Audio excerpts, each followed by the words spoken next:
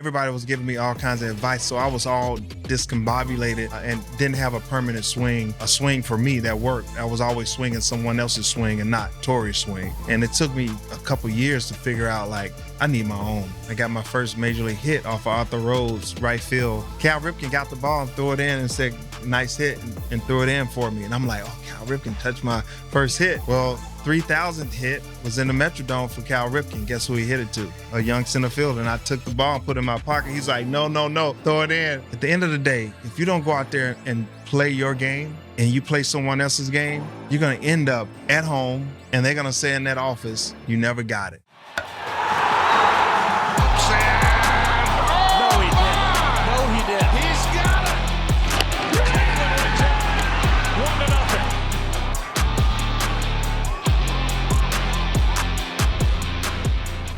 Welcome back to another episode of To the Majors. I couldn't be more excited for today's guest. Not only one of the greatest defenders of maybe the history of the game, a guy that I looked up to, a guy that I strive to be like. I don't want to age you. You aging me right now. I made you a little bit. But over his remarkable 19-year career, 2,452 hits, 353 homers, 1,391 RBIs, 9 consecutive Gold Gloves, 2 Silver Sluggers, and a 5-time All-Star. Torii Hunter. I think I tricked myself.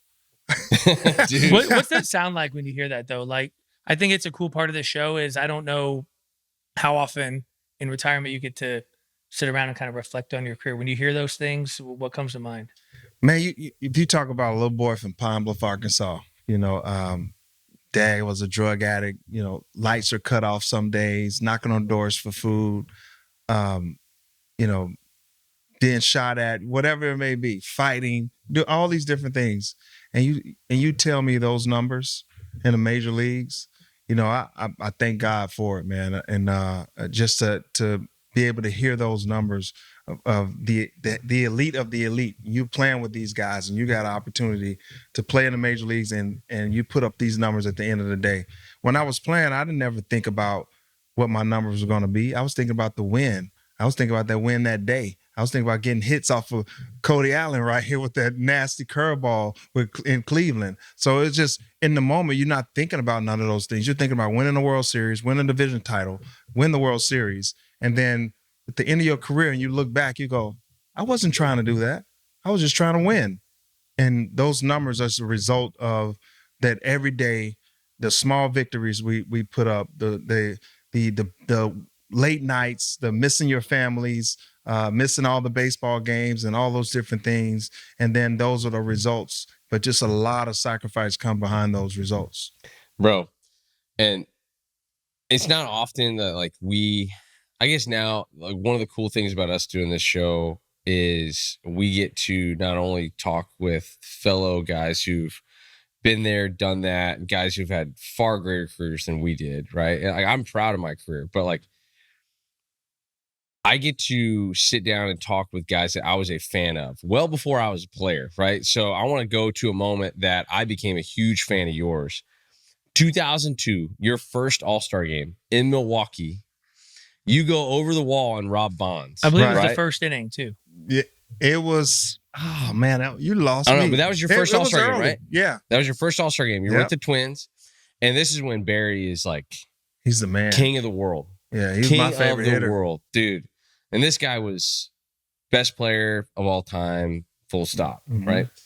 And he hits a ball out, and you go up and grab it. He throws you over his shoulder. Like a rag doll. Dude, it looked like me throwing my 9-year-old over my shoulder. Yeah. And you were a grown man in the prime of your career. Grown ass man. Dude, how cool was it looking back, being a part of that moment? Because Barry, there's an argument there, should he be in Cooperstown, all this stuff. I think if you talk to players, and I think players' perspective is going to be different than the public's, although there's a space for both. But there isn't a player out there that I have talked to that doesn't say he's the best of all time.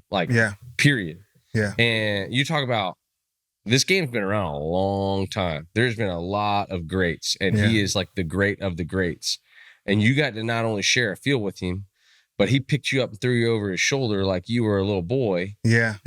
And yeah, I felt like a little boy. I felt less than that. Can you go under that? Dude, that was so cool, man. But that was kind of like that was your first All-Star game. Yeah. You won your 25. first Gold Glove the year before. So that was kind of like you were really like accelerating into the prime of your career of creating your own legacy in the game. And it just crossed paths with not only a great, but like the king. Yeah. I mean, Barry Bonds is definitely one of the best players, if not the best hitter I've ever seen in Major League history. Like, I've seen a lot of highlights before I was born, and I haven't seen anybody swing the way he swings. And then I've seen him live, watching him and playing against him, whether it's in San Francisco or in the All-Star game, just watching him take at-bats. Guys didn't pitch to him, and he took those pitches that were close and they were balls. Yeah. And one swing, he hits it out of the park. One swing, he gets a line drive. One swing, he's doing something with one swing of that day. And how many players in history can do that?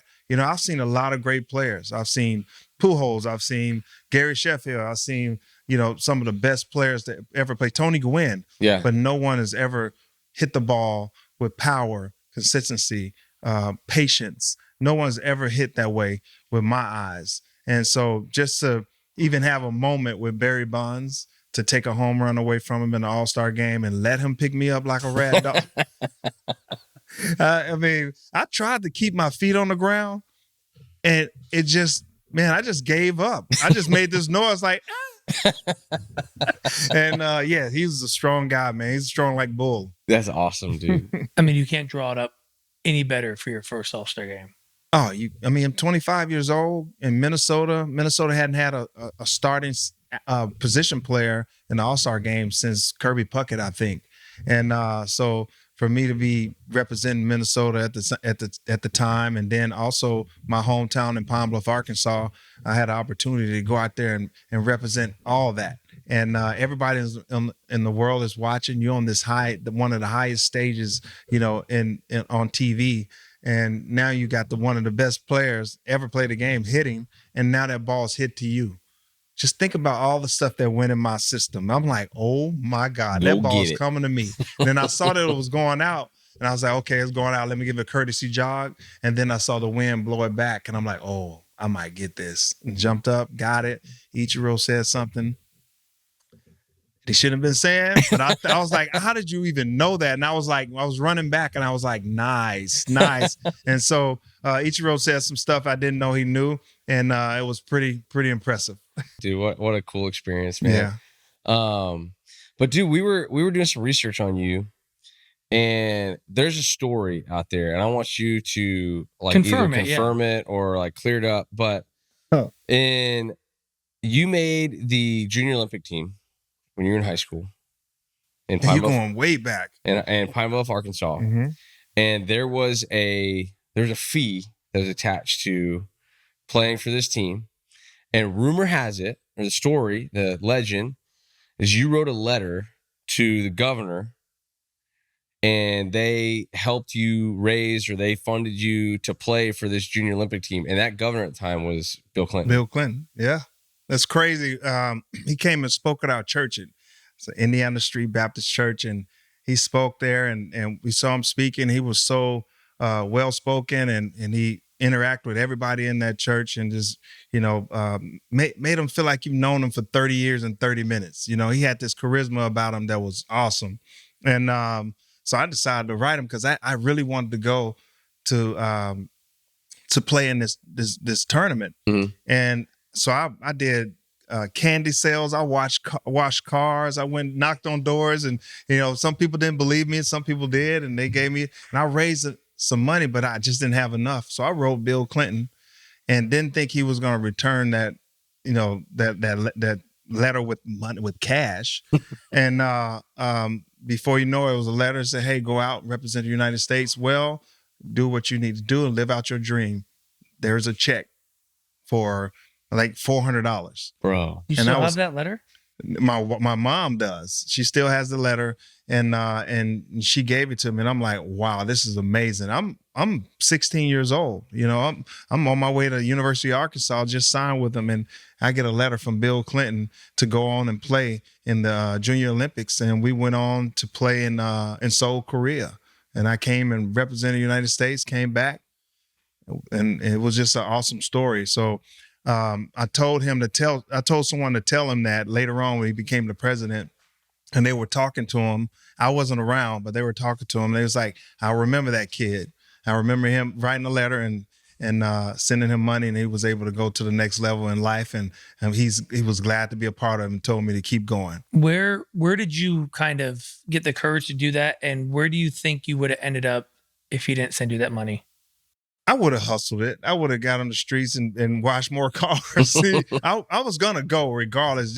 It's a great story because I was just trying to exhaust all my resources. And he was just someone that was a public face and was a public figure. I think everybody liked him in Arkansas. And I just wrote him the letter. And before you know it, I get a letter. My mom showed me this letter that with a check in it and from Bill Clinton. And I thought that was awesome. So I would have raised that money.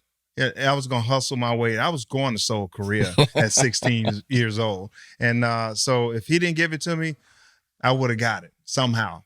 What was that experience like going to Korea representing your country? Man, it was awesome. It was a great experience. That's when I saw Matsui. Remember Matsui? Oh, well, yeah. He was a third baseman with Japan. It was Japan there, Australia, Hawaii. Everybody was there. And Derek Lee was on my team, on that team, Paul Konerko. It was, we had a nice squad. Bro, and so. That's like 50 years of big league service time there. Yeah. And A-Rod was on the squad, and we went over there and represented, and we saw Matsui.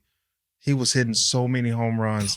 I'm like, this dude is 6 foot. How old is he? I thought he was 40. The way he hit the ball, the way he throws the ball. He was a third baseman, not a center fielder at the time. And he had about 50 media guys around him always. And so he was the guy to watch. The Godzilla. Yeah, he was Godzilla at the time. And so just watching him perform out there, that's when I knew I had to put in some more work. Because when you see a guy like that, and that's a professional, you knew you had to put in some work because he was already polished. And but it was a great experience to go out there in Korea and kind of broaden my horizons, if you will. A little boy coming from Pine Bluff, Arkansas, never flown on a plane that long, never been out the country.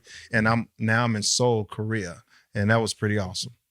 Bro, I love the way you said that too, because sometimes the beautiful thing about baseball is it's really, in my opinion, I could be wrong, but it is the only sport that is built around failure. Like, it is the only one that's built around failure. And so, and most, kids, like, I'm sure when you were 13, 14, like, you were probably a lot better than most kids that were 13, 14, right? Mm-hmm. So your level of failure was a lot less than others, right? Mm-hmm. But if you want to continue playing in this game, you're going to go around and you're going to see other guys that are like, they're going to check you, right? You're going to see like, dang, I'm not as good as I thought I was, or maybe this isn't for me, or it's the guys just struggle with the failing part of it, right? Right. And one thing I love to point out is there's 780 guys in the big leagues right now. Those aren't the best 780 like players, right? Mm-hmm. Or the 780 most talented players. Those are the 780 guys who have a lot of talent, but they're the guys who handle failure the best with the amount of talent they have. Yeah. And so for you, coming from Pine Bluff, where you were probably this massive fish in a small pond, mm-hmm. Now you get around A-Rod, now you get around Paul Konerko, and then you go see Godzilla in Seoul, where you're like, well, bro, I ain't near as good as I thought I was. Yeah. And some people can draw back from that, where they're like, man, I don't know if I want to do this. Yeah. Some people, they look at it and they're like, all right, like now I got a roadmap.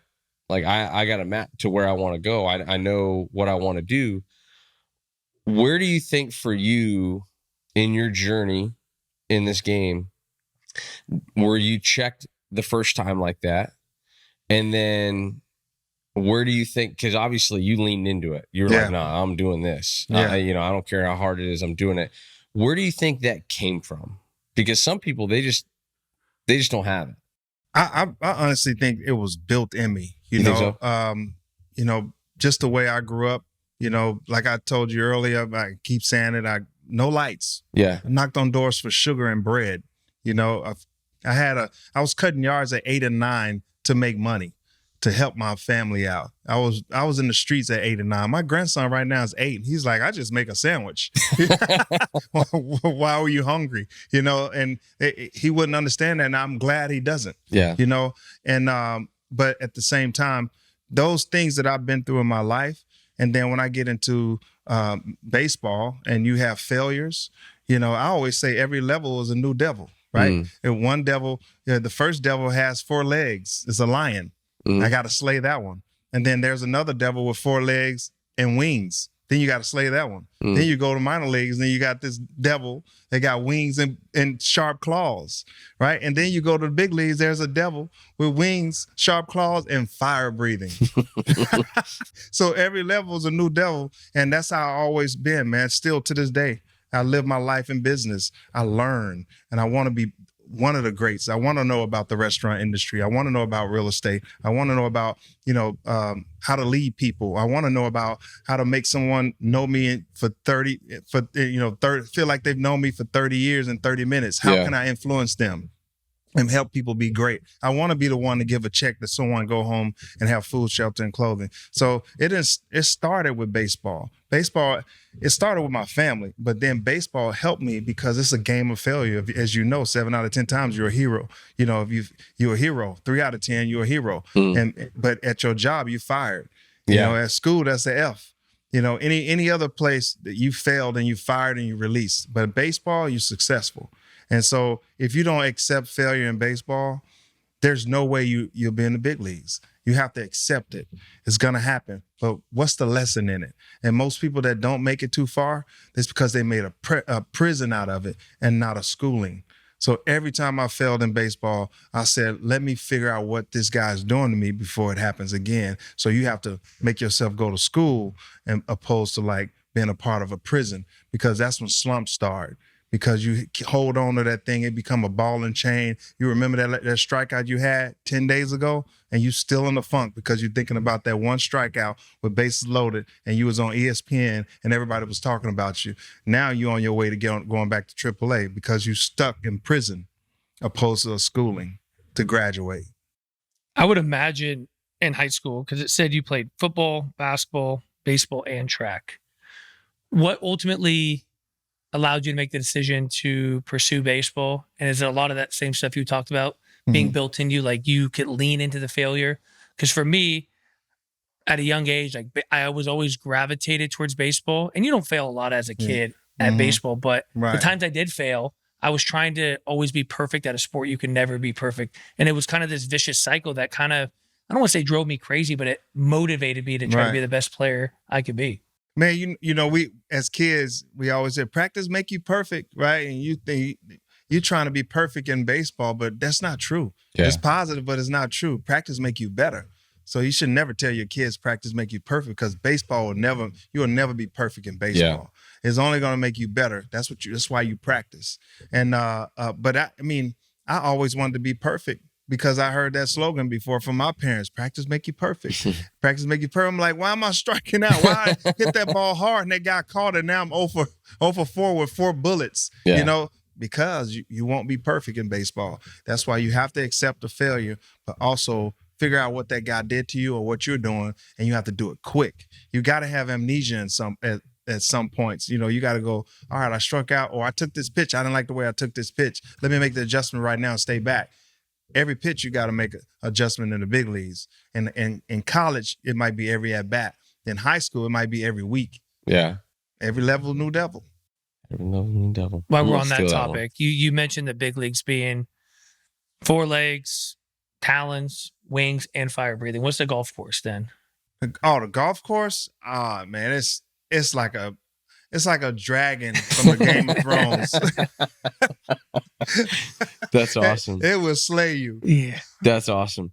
So let's fast forward to So you get drafted 20th overall in 1993 by the Twins. You're 17 years old when you get drafted? I was 17. 17. Mm-hmm. Dude, what was your draft? Because I heard you say earlier you signed with Arkansas. You signed with the University of Arkansas. Mm-hmm.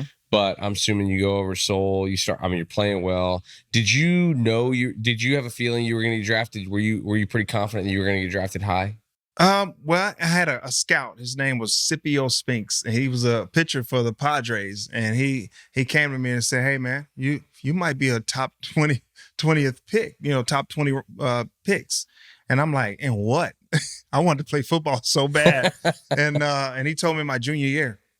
And I'm like, man, I need to concentrate on this baseball thing. I was always playing it. It was that time of year. After basketball, you go to baseball, and so I played it at that time of the year. And then my junior year, it got kind of serious because you had someone like Scipio Spinks who kind of showed me my future. Yeah. Right.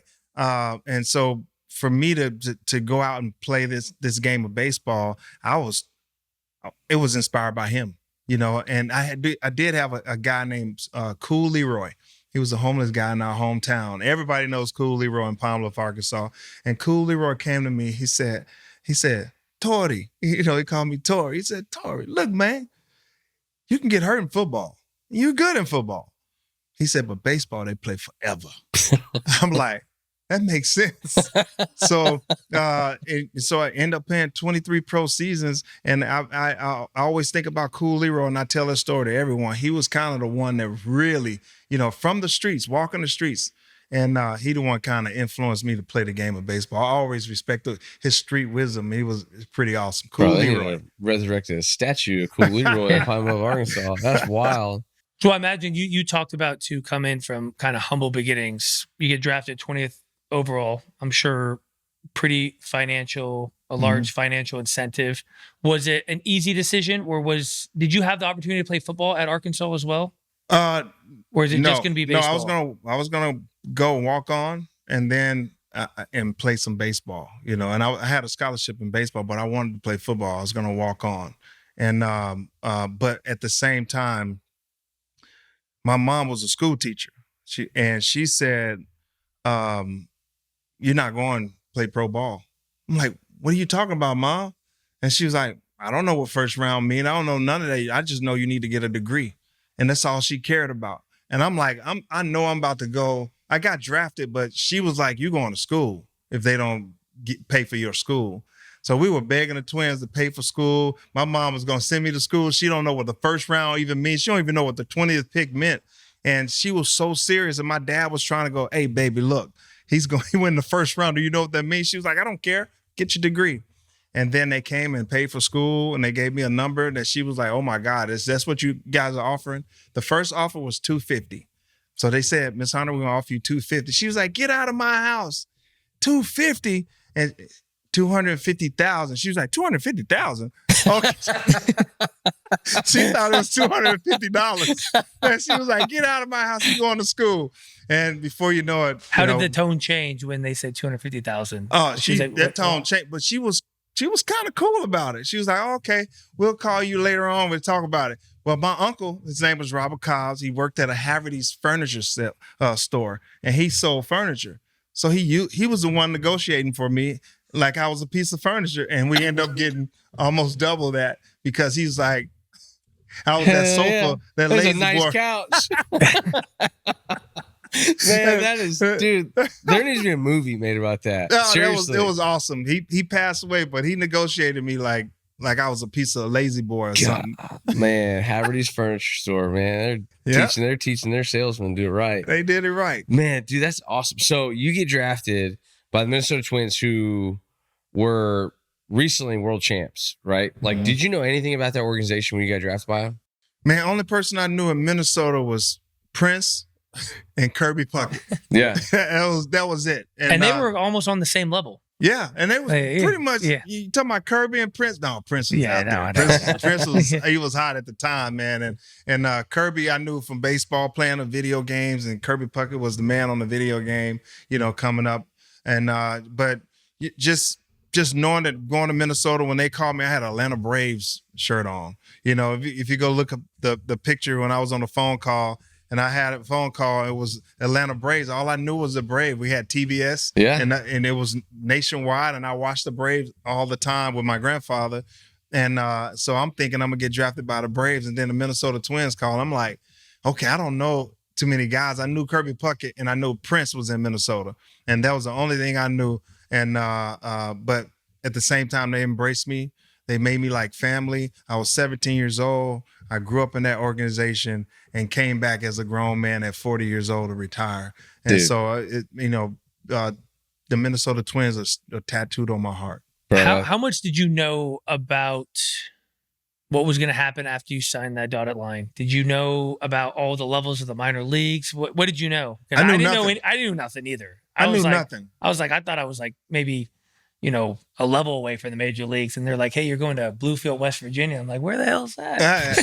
I had no idea I was going to have 5 roommates in a 2-bedroom apartment, and 4 of them actually speak no English, And you know what? We learned how to communicate. We learned how to talk. I had a guy named Vizcaíno, and he kind of taught me a little bit of Spanish. I had Spanish 2. I got up to Spanish 2 in high school, and I was speaking Spanish, and he was like, don't ever speak like that again. That's too formal. And so I thought I knew Spanish. I had the 86 all my Spanish classes. But at the same time, man, it was a great experience. I remember in 1997. Where did you end up? Where was the first stop? First stop was Fort Myers, Florida, Gulf Coast League. Mm-hmm. And it was hot. I mean, you ate pizza and Subway, and every time you ate pizza in Minnesota, when you ate pizza, you knew someone was going to get released. So when you had Pizza Hut and guys slowly walked to the counter, we ate outside. It was like a celebration or like someone's getting released. It was like a treat. It was like a brainwash. They brainwash you you knew there was a pizza day. But if it was sub, everybody would look, what we having? It was Subway or tacos or whatever it may be. But when they say pizza, no one walks back from those backfields. No one. It was just a slow walk, or we'll sit and talk and like, how you playing? How you doing? How you feeling? You're like, oh, I think I'm the one that's get released. Damn. And so Minnesota Twins had this brainwashing. On pizza days, you knew there was someone's going to get released, and you didn't know who it was. You just sat there quiet, like someone's going to die today, And lo and behold, there was a red tag in that locker. Come see me.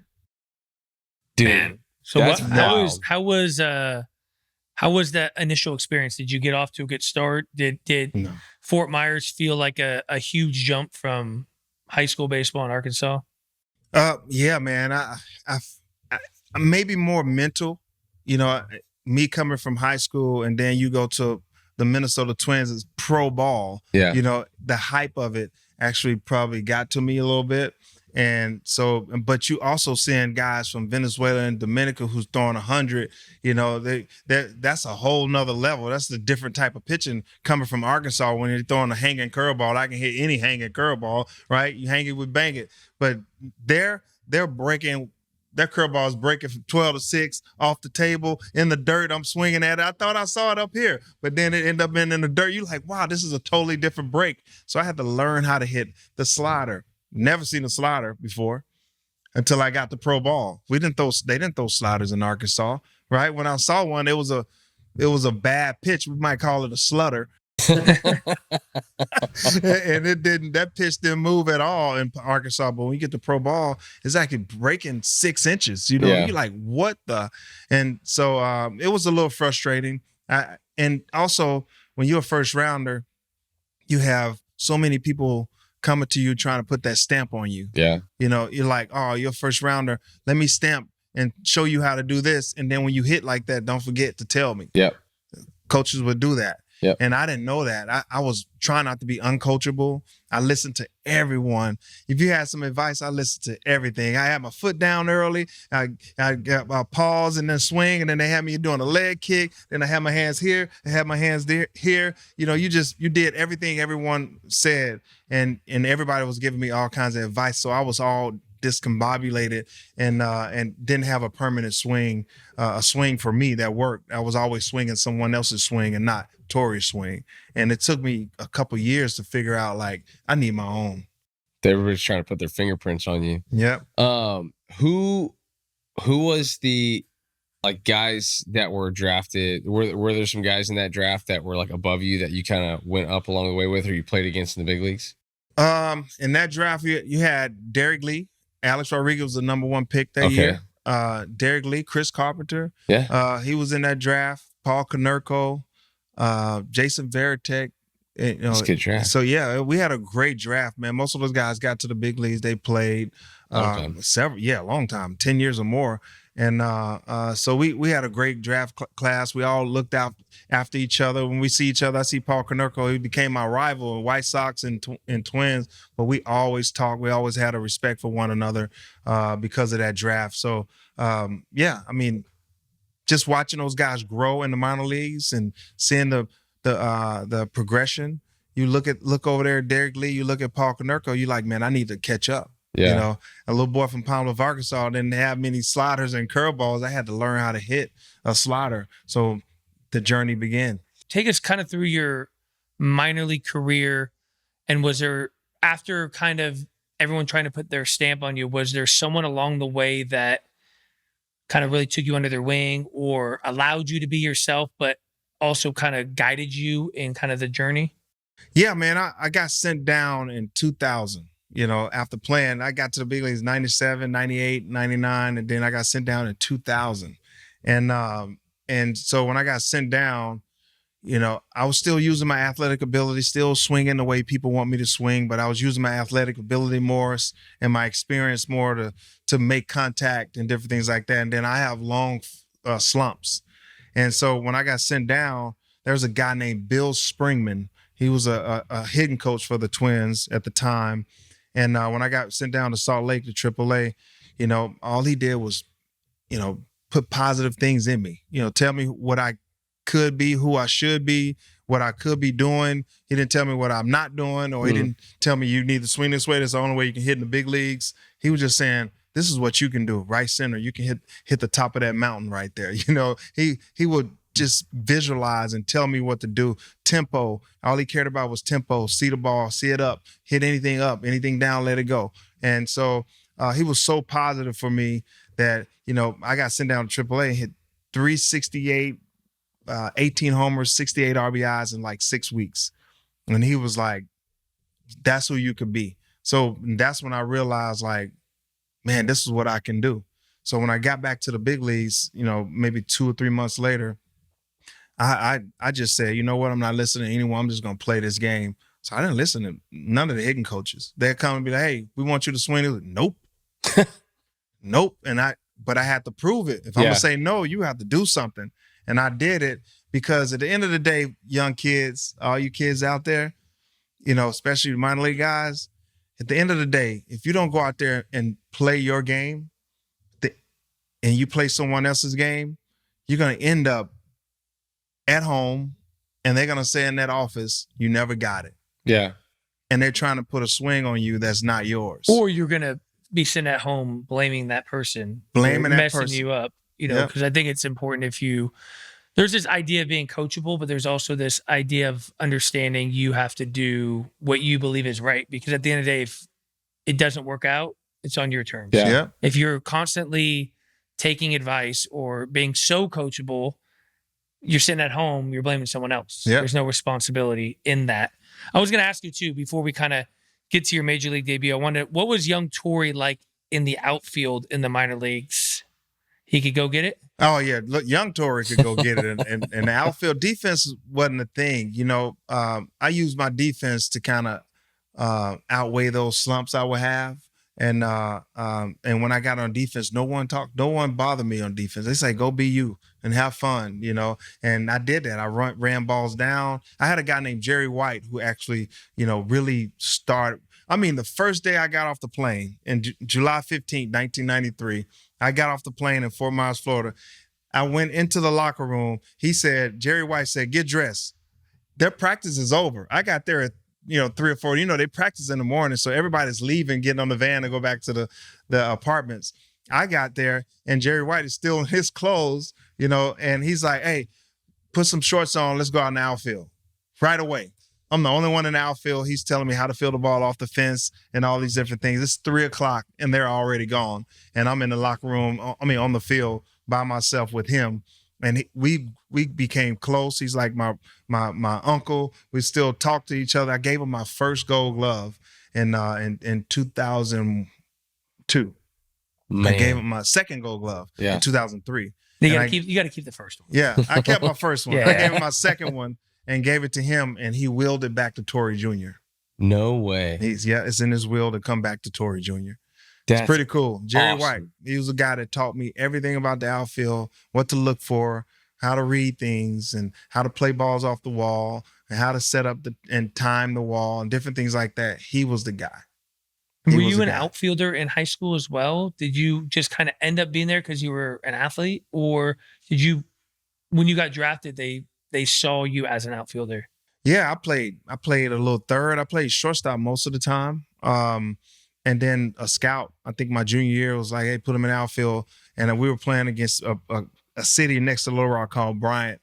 And they put me out there the first game. I robbed 2 home runs, made a diving catch, threw a guy out at home. And it was like, he's never going to play short again. Sealed I your was fate like, right there. I should have never did that. And so I think it turned out okay. Yeah, it turned out okay. I'll take it. That's awesome. Well, dude, so fast forward, you make your big league debut on August 22nd, 1997 as a pinch runner, right? Yep. Otis Nixon. So was that your first day in the big leagues, or did you get called up and you'd been on the bench for a couple days? Because like, obviously, like, as you know, as a fan watching the game, you see the guy the first time they're on the field, right? But like your debut and my debut and his debut is when the AAA manager calls you in and says, hey man, you're going up. Like you're going to go join the team and they're in so-and-so. So did you get called up that day? I got called up that day. Okay. Al Newman was a Minnesota Twins World Series champion with in 1991. And he was a AA coach for me. And he's always joking around. I mean, he jokes around all the time in AA, and he's like a coach, but he's like still a player in his head at the time. And so we always joked around, and he called me in the office and he said, hey, you going to the big leagues, with a smile on his face. I was like, man, you play too much, man. Stop playing. I was about to get up and walk out. He was like, he grabbed me, he said, you are going to the big leagues. I'm like, I'm going to the big leagues. And we jumping up and down, and he's screaming. He's so happy for me, man. I was happy. Everybody kind of embraced it. Doug McCavich, all of us, we kind of embraced each other. And I got called up to the big leagues, and right away, pinch ran for Terry Steinbach. Dang. They said, TK said, hey, you're pinch running for Terry Steinbach. I was like, all right. So I got ready and ran out there. He got a hit.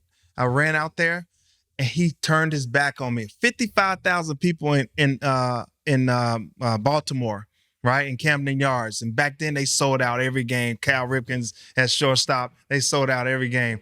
And I'm running out there to pinch run, and he turned his back on the base like this. And they were like, get off the field, rookie. Go back to AAA. You know, I'm like, God. I said, Terry, I'm running for you. He said, no, you're not. Nope. Like this. And I'm like, I'm looking in the dugout, and TK is like, sorry, right? And everybody's on the ground crying, laughing, Paul Molitor, all these guys. And then he said, no, kid, welcome to the show. Just joking, and ran off. I'm like, oh, my heart just like, oh my God. I was standing there. They were eating my butt alive.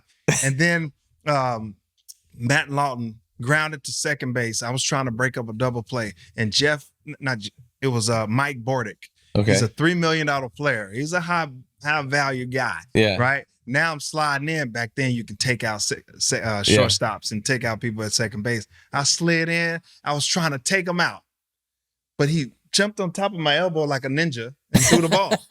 I'm like, what just happened? He was a ninja. I'm like, I could not get this dude. And so that's when I knew. I said, this is the big league, because I destroyed everybody in the minor leagues. But up in the big leagues, he was so smooth. Then you had Omar Vizquel. You could never get him. He's spinning in the air like, I'm like, God, I'm trying to destroy this guy. Hey, you know what's kind of crazy? You mentioned that name, Mike.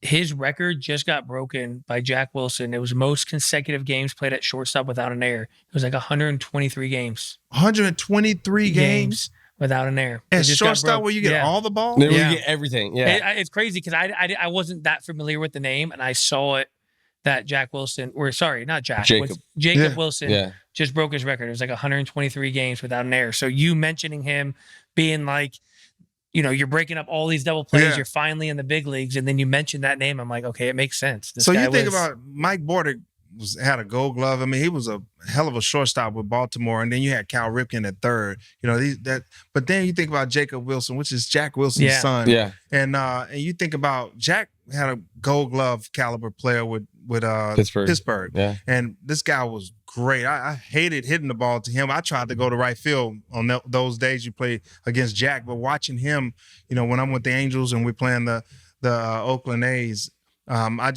they're not the Oakland A's. the anymore. sack Yeah. A's. Yeah. Sack I know A's. what you mean. Right. And so just watching him field the ball is very impressive. So he broke Mike Bordick. Think about how good he is. I know. And I think people need to really think about the greatness that's on the field, whether it's with the glove or the bat.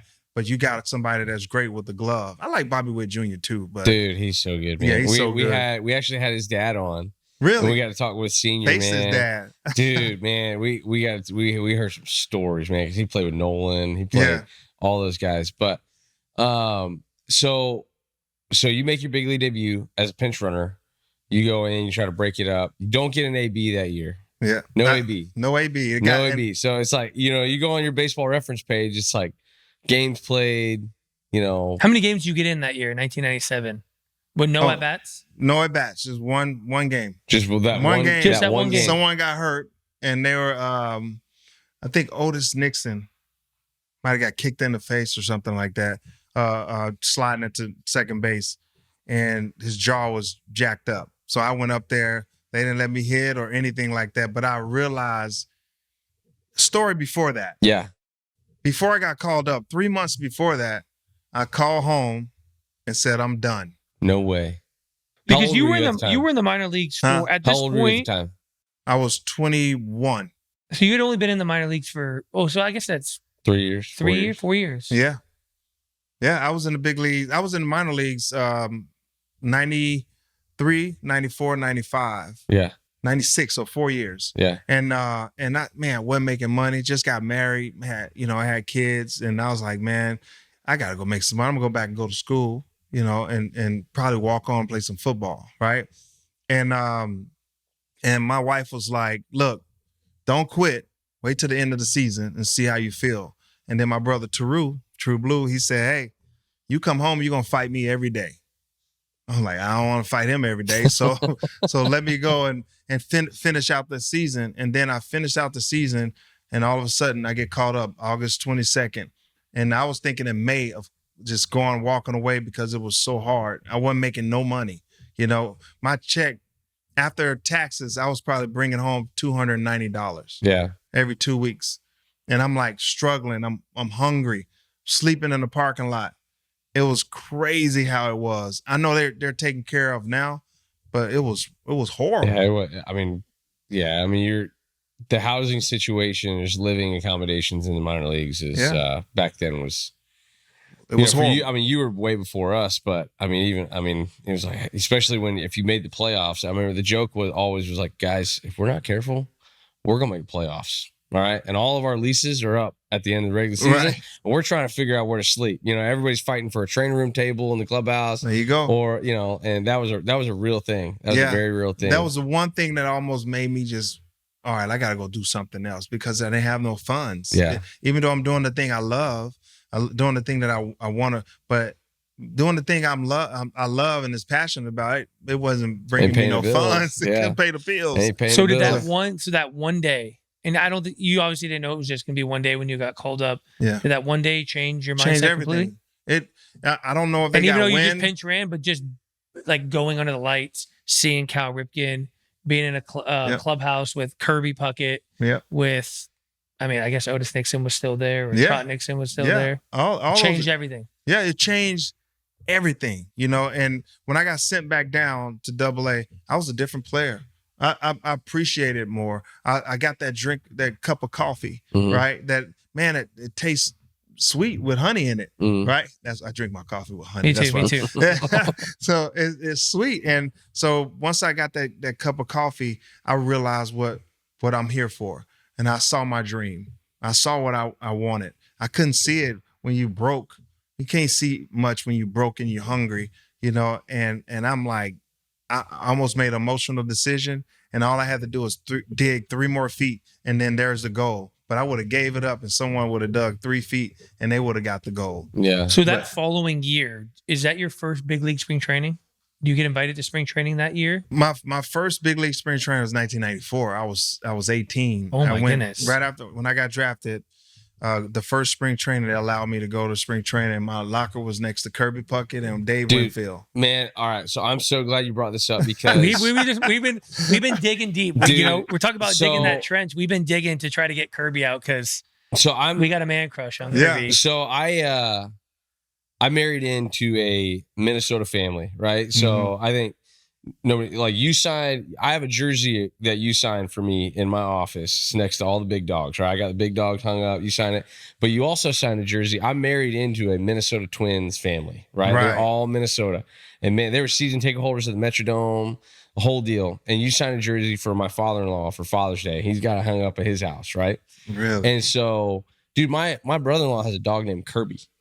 Right? Really? Like, yeah. I mean, and so running things down. That's when you talk about Kirby, and I feel like, there's so many greats out there that have been immortalized, like in the game, right? Like people still talk about, you've got from Willie to Hank to Dave Winfield to Cal Ripken to all these guys. Kirby Puckett, in my opinion, does not get the love in the game because of how his career ended, right? Like glaucoma ended this guy's career, 12-year career, 10-time All-Star. For all you baseball nerds out there, like I'm a certified nerd. Like in 12 years, this guy had over a 50 WAR. Yeah. Right. Like in order to achieve that, most guys it takes them 16, 17, 18. What's that? 2 World Series rings. With 2 rings. And didn't look the part as a center fielder. 5'8". 5'8". Dude. He was jacked though. Dude. He was strong. There isn't a single guy. I don't think Otto Lopez is hitting 318 anymore. Maybe the guy from the Marlins. Yeah. His career batting average over 12 years was 318. 318 bullets. 318. And had 20 plus home runs every year. And so I think about that. And so in the Twins organization at the time with Tom Kelly, and then you had Ron Gardenhire behind him, like, dude, there was a very much like a lunch pail, like, we are going to grind you down. We are going to play hard, because you couldn't be soft and play at the Metrodome. No. That place would eat you alive, especially, the position you played, man, like center field, that turf, all that stuff, dude. You paying the price for those Gold Gloves. Ice baths. You're paying the price. And dude, he did it his whole career, right? He played at that Metrodome. And so you get to share a clubhouse with him before, ultimately, what happened to be the end of his career just suddenly. What was it like? Because I'm assuming from Pine Bluff, you're like, yeah, I know who Kirby is, but I don't know who Kirby is, right? Like, I don't know there's something that makes this guy go. Yeah. What was it about? What was probably the biggest thing you took away from guys like Kirby and Dave as a young player trying to figure out your place in the game? Dave Winfield, I had him in spring training, that one year, but just how, everybody knows Dave Winfield. He's a 3-sport athlete, drafted in probably all 3 sports. And so my locker, when I get there, it's 6 a.m. I'm there early because I'm a rookie, get there early. But I see Kirby Puckett and I see Dave Winfield, then you see Torii Hunter. You're like, what? This don't belong. Which one of these guys don't belong? And so I sat down when they came in. Right away, they shook my hand, said, Torii, congratulations, come to big league camp. And, where you from? We talked, I'm from Pine Bluff or whatever.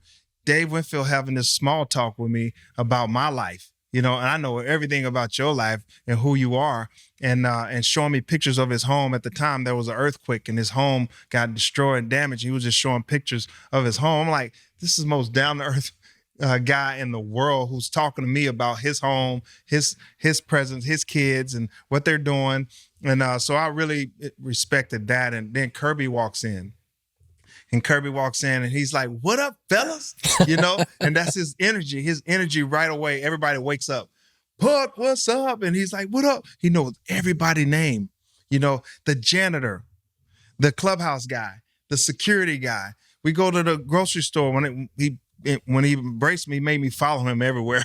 And we go to the grocery store. He knows everybody's name in the grocery store at Publix down the street from the stadium. You're like, what the? He knew everyone's name. And he was so down there. He didn't care if you were here or if you were there. Mentally, physically, whatever it may be, financially, he treated everybody with love and respect. And when I saw that, and I've always had that in me, but when I saw that, it actually said, you know what? I can be me. I can be myself. I can treat people with love and respect and shake their hand and smile and have a good time, but yet at the same time have a vicious smile and destroy you. That's Kirby Puckett. And that's the guy I grew to love and grew to know, because he was always calling in the minor leagues. He'll call me, be like, how you feeling? What's going on? What are you doing? What you doing with your money, man? Watch your family. Go do this. If I wasn't married to a Minnesota woman, I'd be in Texas, no state taxes. He was the guy, one of the reasons why I moved here. Bro, that's awesome, man. Yep. Like, he's just, man, like, rest in peace, like, you know, gone way too soon. But dude, I feel like he's a guy that needs to be talked about and celebrated more. Not forgotten. We don't need to forget Kirby. Kirby was a great guy, a great face for the game. If you talk about Ken Griffey Jr., then you see Kirby. Those two together, it's like the screen knew that everybody was smiling, you know, on the other side of that screen, because when they put the camera on those two in the All-Star game, it was like the two nicest guys in the world, the guys that have fun, but yet they play the game, you know, viciously. Yeah. And they tried to destroy you at the same time. But just those two guys, Kirby Puckett, he was great for all the players. He took you under his wing, you know, and said, hey, this is how you do it. This is how you be a professional. You know, not just a baseball player, show you how to be a professional. Yeah. And Kirby was that guy. Paul Molitor was that guy for me as well. That's pretty rare at that time in the game, because that's not probably how it was everywhere. You know? Because there was definitely this earn your stripes kid sort of mentality, a little bit of hazing going on. But I mean, how smart was it of the Minnesota Twins to have put you between those two guys? They looking back on it now, like, I mean, it's something you don't, when you show up there, you're like, oh my God, I don't belong. But they saw something in you, and they knew that was the perfect spot for you. Yeah, I mean, that's wisdom. They've been there, some great leadership there. Terry Ryan, Larry Corrigan at the time. Terry Ryan was the general manager at the time. And these guys just they had wisdom. They had great leadership skills. They knew what to do at the right time. The budget that we had, we still won, even though we didn't have a budget. And he just put pieces together that we played the game the right way. And we end up playing the game the right way because you got guys like Terry Ryan and Mike Ruth. And we had a whole bunch of guys that said, hey, let's play the game the right way, play the game fundamentally sound. We don't have power guys, but can we hit and run, bunt, go first and third, play great defense? And that's what got us to playoffs when Derek Jeter makes $12 million. And our team, the whole team, make $11 million. Jeter, one guy, made more than us, but we were playing them in the ALCS. That's wild. Was Gardy was the he's the first base coach on that team? First base coach at the time. Yeah. No, he was actually the third base coach at the time. And Jerry White was the first base coach. And Tom Kelly was still the manager. He was the manager. Yep. Yeah, and I found it pretty amazing because obviously followed your career. I looked up to you as a center fielder coming up. But I didn't realize, you know, I think a lot of times in this game, you see someone at the end of their career and you see all the accolades. The fact that you got sent down and that it wasn't like this smooth sailing early on in your career. You talked about you wanting to quit. Then you got that taste, but then you got your opportunity. What was it, 1999, right? But then you got sent down in 2000? 98. I got my taste in 98. That's when Otis Nixon got kicked in the face, and I came up and I played, and I got my first major league hit. My major league debut in 97 was in Camden Yards, and I got my first major league hit off of Arthur Rhodes' right field in Camden Yards. Another guy Cal Ripken threw the ball in. Cal Ripken got the ball and threw it in and said, nice hit, and threw it in for me. And I'm like, oh, Cal Ripken touched my first hit. Well, 3,000th hit was in the Metrodome for Cal Ripken. Guess who he hit it to? the center fielder, a young center fielder, and I took the ball and put it in my pocket. He's like, no, throw it in. And I threw it in. And we always, every time we see each other, we talk about that. It's pretty awesome. Dude, that is cool, man. You get to share not only the field, but like a moment like that with, kind of one of the members of Mount Rushmore of our game. Man, he was a great dude. So I don't want to just breeze past this, but how big is Dave Winfield? Dave Winfield is a big man. Bro, that guy is huge. 6'7", 6'6". His hands are this big. Yes. And I'm sure, like, there's a moment for all of us as young players when you're like, bro, I shouldn't be here. Yeah. Right? And when you see guys like that, you're like, wait a minute. That's what they look like? I remember getting a AA, and everybody there is throwing like 98. Yeah. And I'm like, what the heck did guys in AAA look like? Like it's like one of those things. So like your first spring training, you walk in and like the first two guys you see, you're like, first guy you see is Dave Winfield, and you're like, that's what big leaguers look like. Yeah. I'm going I'm in home. trouble. I'm going home. My little 18-year-old bud, I still got Similac behind my ear. And I'm not even 21 and got my man muscles yet. And these guys were beasts of men. Kirby was 5'9", but he was stout. Yeah. He was put together. And so you look at these guys, man, and then we take batting practice, and I'm in their group. And these guys hitting balls that this low, and then they end up hitting the wall. You're like, how is that possible? How can you create that much backspin? And I'm trying to do it, And reason why I hit the ball and I flip my bat on a ground ball or whatever it may be, I always hit the ball and I would flip my bat. It was Kirby Puckett. I was 18 watching these guys hit in the game. He'll hit the ball and he'll flip his bat. And I end up doing the same thing. It's amazing how I wasn't trying to do that. Yeah. I wasn't trying to do. I end up doing the thing that I saw my favorite player do, and I end up. It was a thing for me. Hit the ball, flip my bat, and people are like, "Why you flip a bat?" I'm like, "I don't know." I was watching Kirby Puckett. Dude, did you guys? Was that a changing of the guard? Kirby retired, and then you came in kind of as everyday center fielder.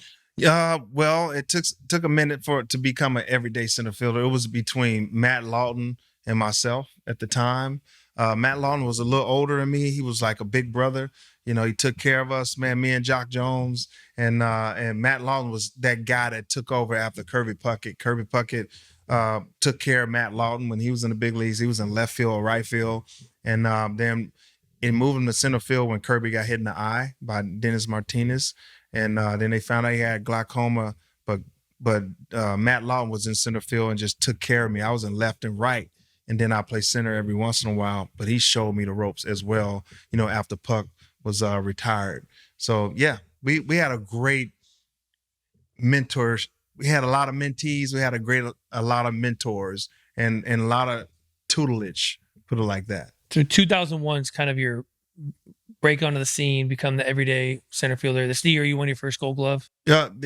Was it 2001? I don't know. Okay, we'll go with 2001. Yeah, according to this. 2001. 2001, I won my first Gold Glove, and that was my first year where I had 20 plus homers, and I think I might have had like 80, 90 RBIs or something like that. But after I got called back up from AAA, I might have hit over 300 in the second half, and I ended up hitting 280 that year, maybe, in 2000. After getting sent down, I found something in my swing, and I found something in my mind and my heart, which is visualize what I want to do and not what I didn't want to do. Mm. And so, and I commend Bill Springman on that. He was a great sounding board. He was a great guy to give me positive reinforcements every day.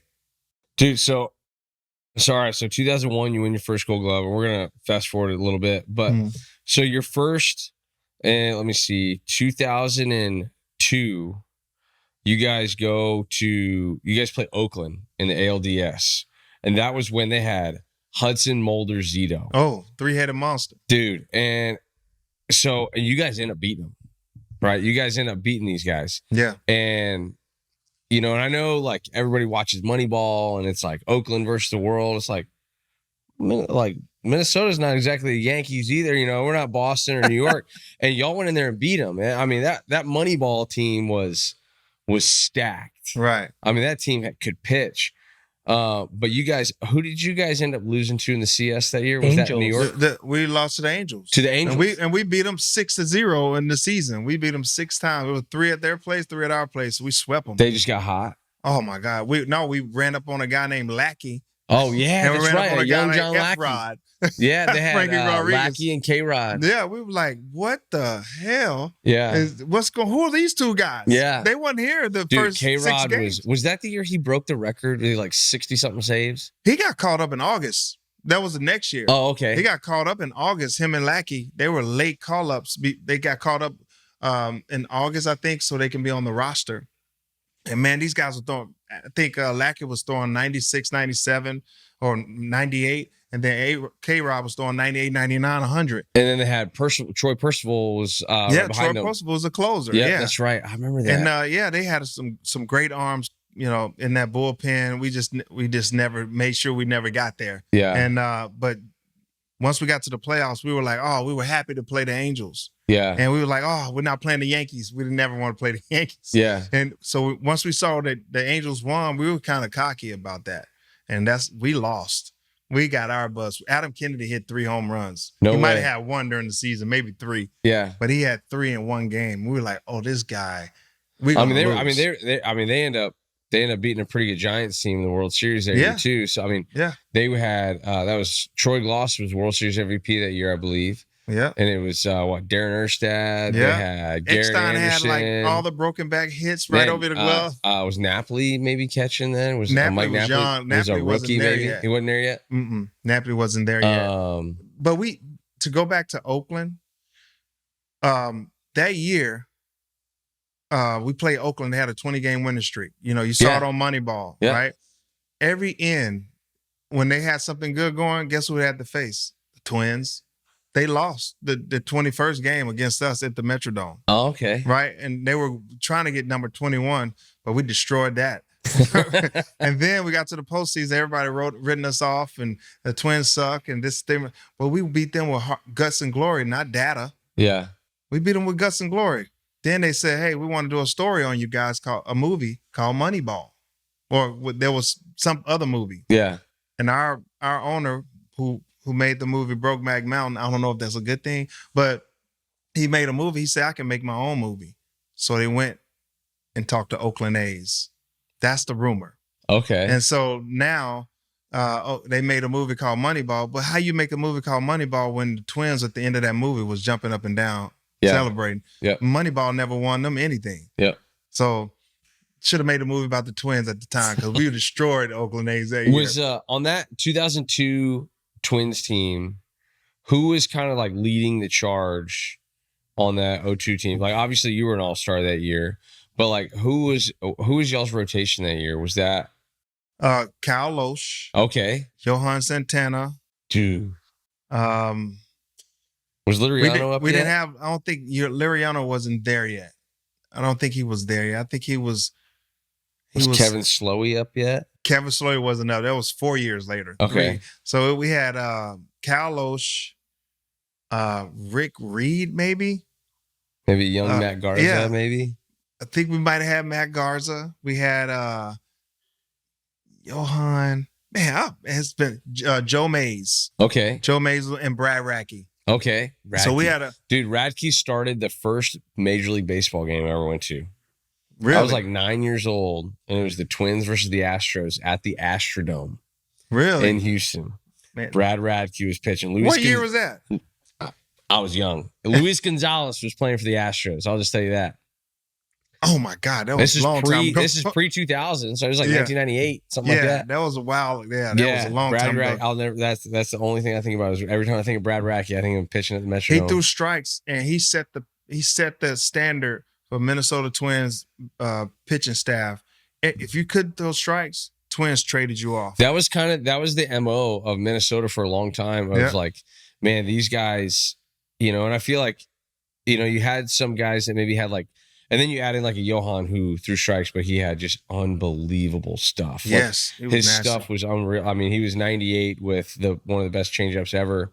But the thing was about that team or those teams in Minnesota was like, I don't care if you throw 88 or 98, like you got to get, 0-2 or 1-2 Like on like 80% of the hitters, you can't pitch here. Yeah. Yeah. You know what we had on that team in 02? Ortiz.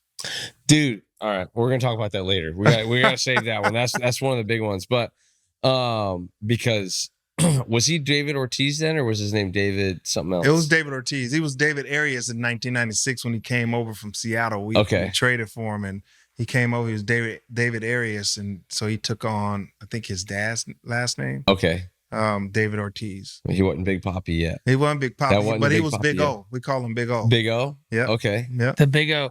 So you talked about losing to, I think, Anaheim at the time, not LA of Anaheim. They were just Anaheim Angels at the time. You go into that offseason, you win your second consecutive Gold Glove. You've established yourself, first-time All-Star. When did they, and if timing's correct, is this when you avoided arbitration, signed a deal in that offseason? I avoided arbitration. Dang, you went and did your research. Yeah. Come on now. I did. Come on now. I avoided arbitration. So what was that conversation like? And then everything you've told us, and obviously we've done our research, but a kid who grew up in Arkansas, talked about lights not being home in your house, having to go door to door to ask for food. You get a life-changing amount of money. What's that feeling like? What's that conversation like? How did the conversation come up? And then what's that feeling like when you sign that dotted line? Man, I mean, it was surreal, man. And you signed this dotted line, and you got a chance, the opportunity to change a legacy, a bloodline, you know, but didn't know a lot of things was coming after that, you know. But you had an opportunity to really help shape your kids' lives and also influence their lives differently, whether it's, you know, a better education, whether it's more tutoring you can pay for, or whatever it may be. I was able to advance my family. My brothers, I moved them out of Pine Bluff, Arkansas. I moved them to Texas.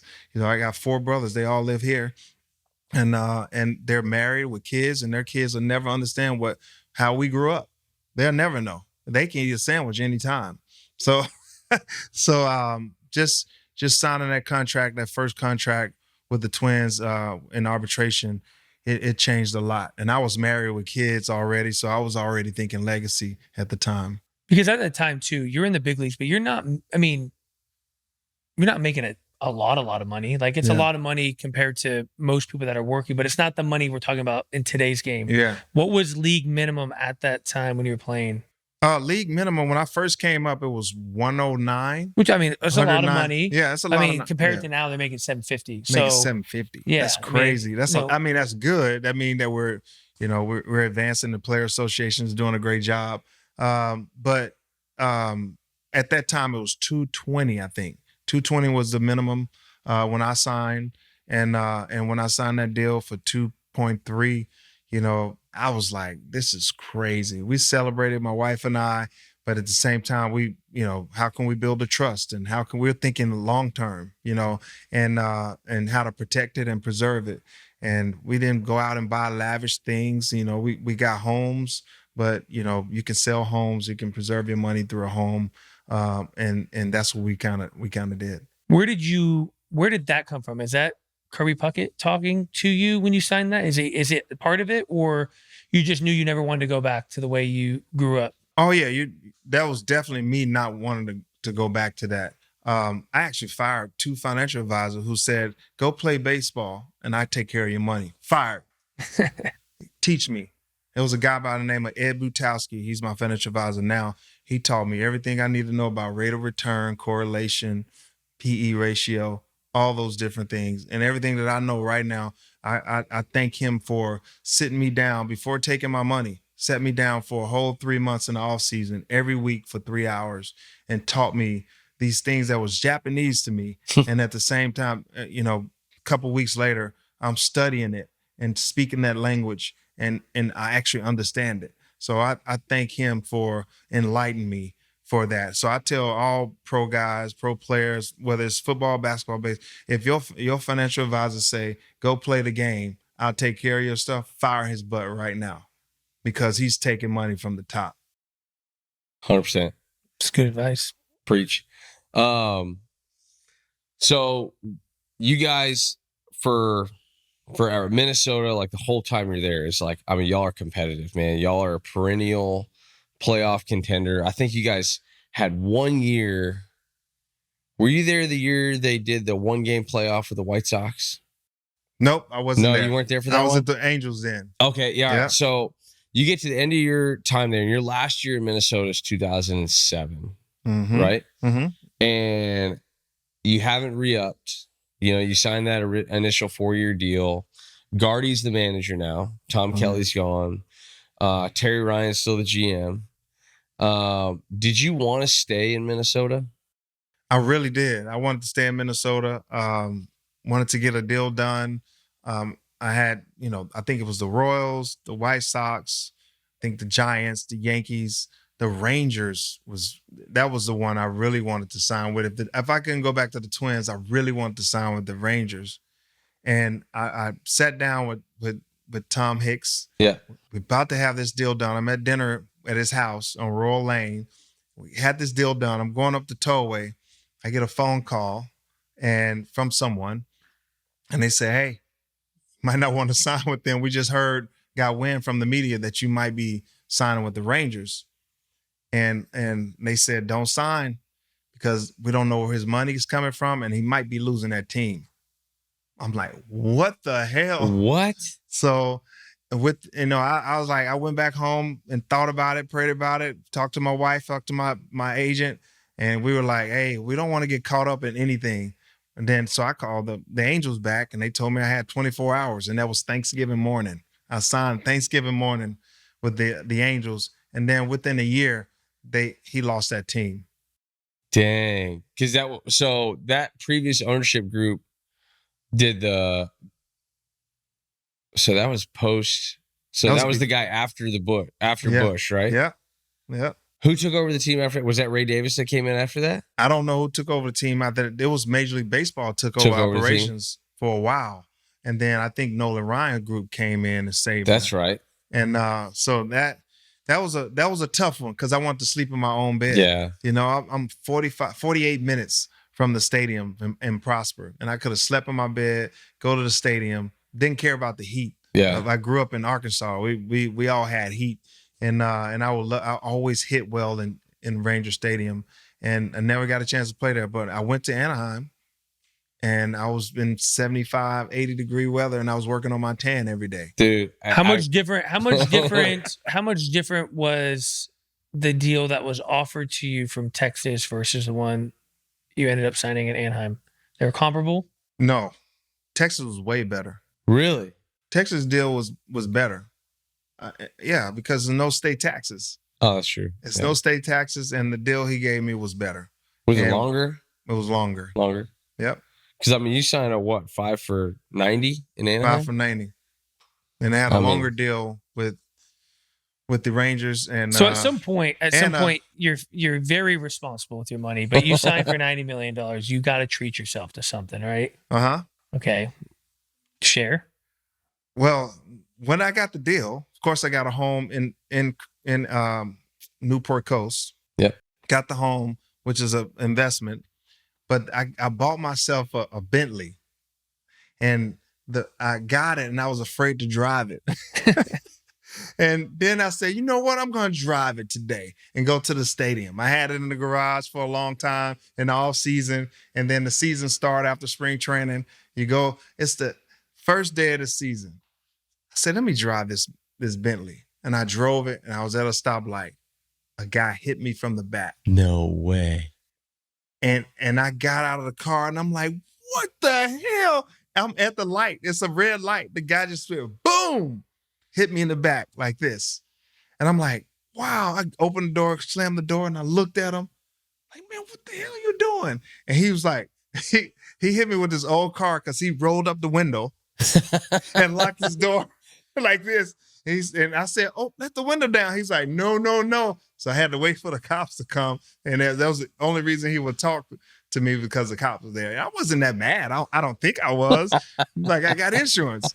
But he destroyed that car. And before you know it, I drove it for 30 minutes. And all of a sudden, it's in the shop for next month. Never drove it again. Never drove it again. I want to ask you, what is that feeling? Obviously, you talked about the previous deal. That's life-changing money. You now signed this big deal.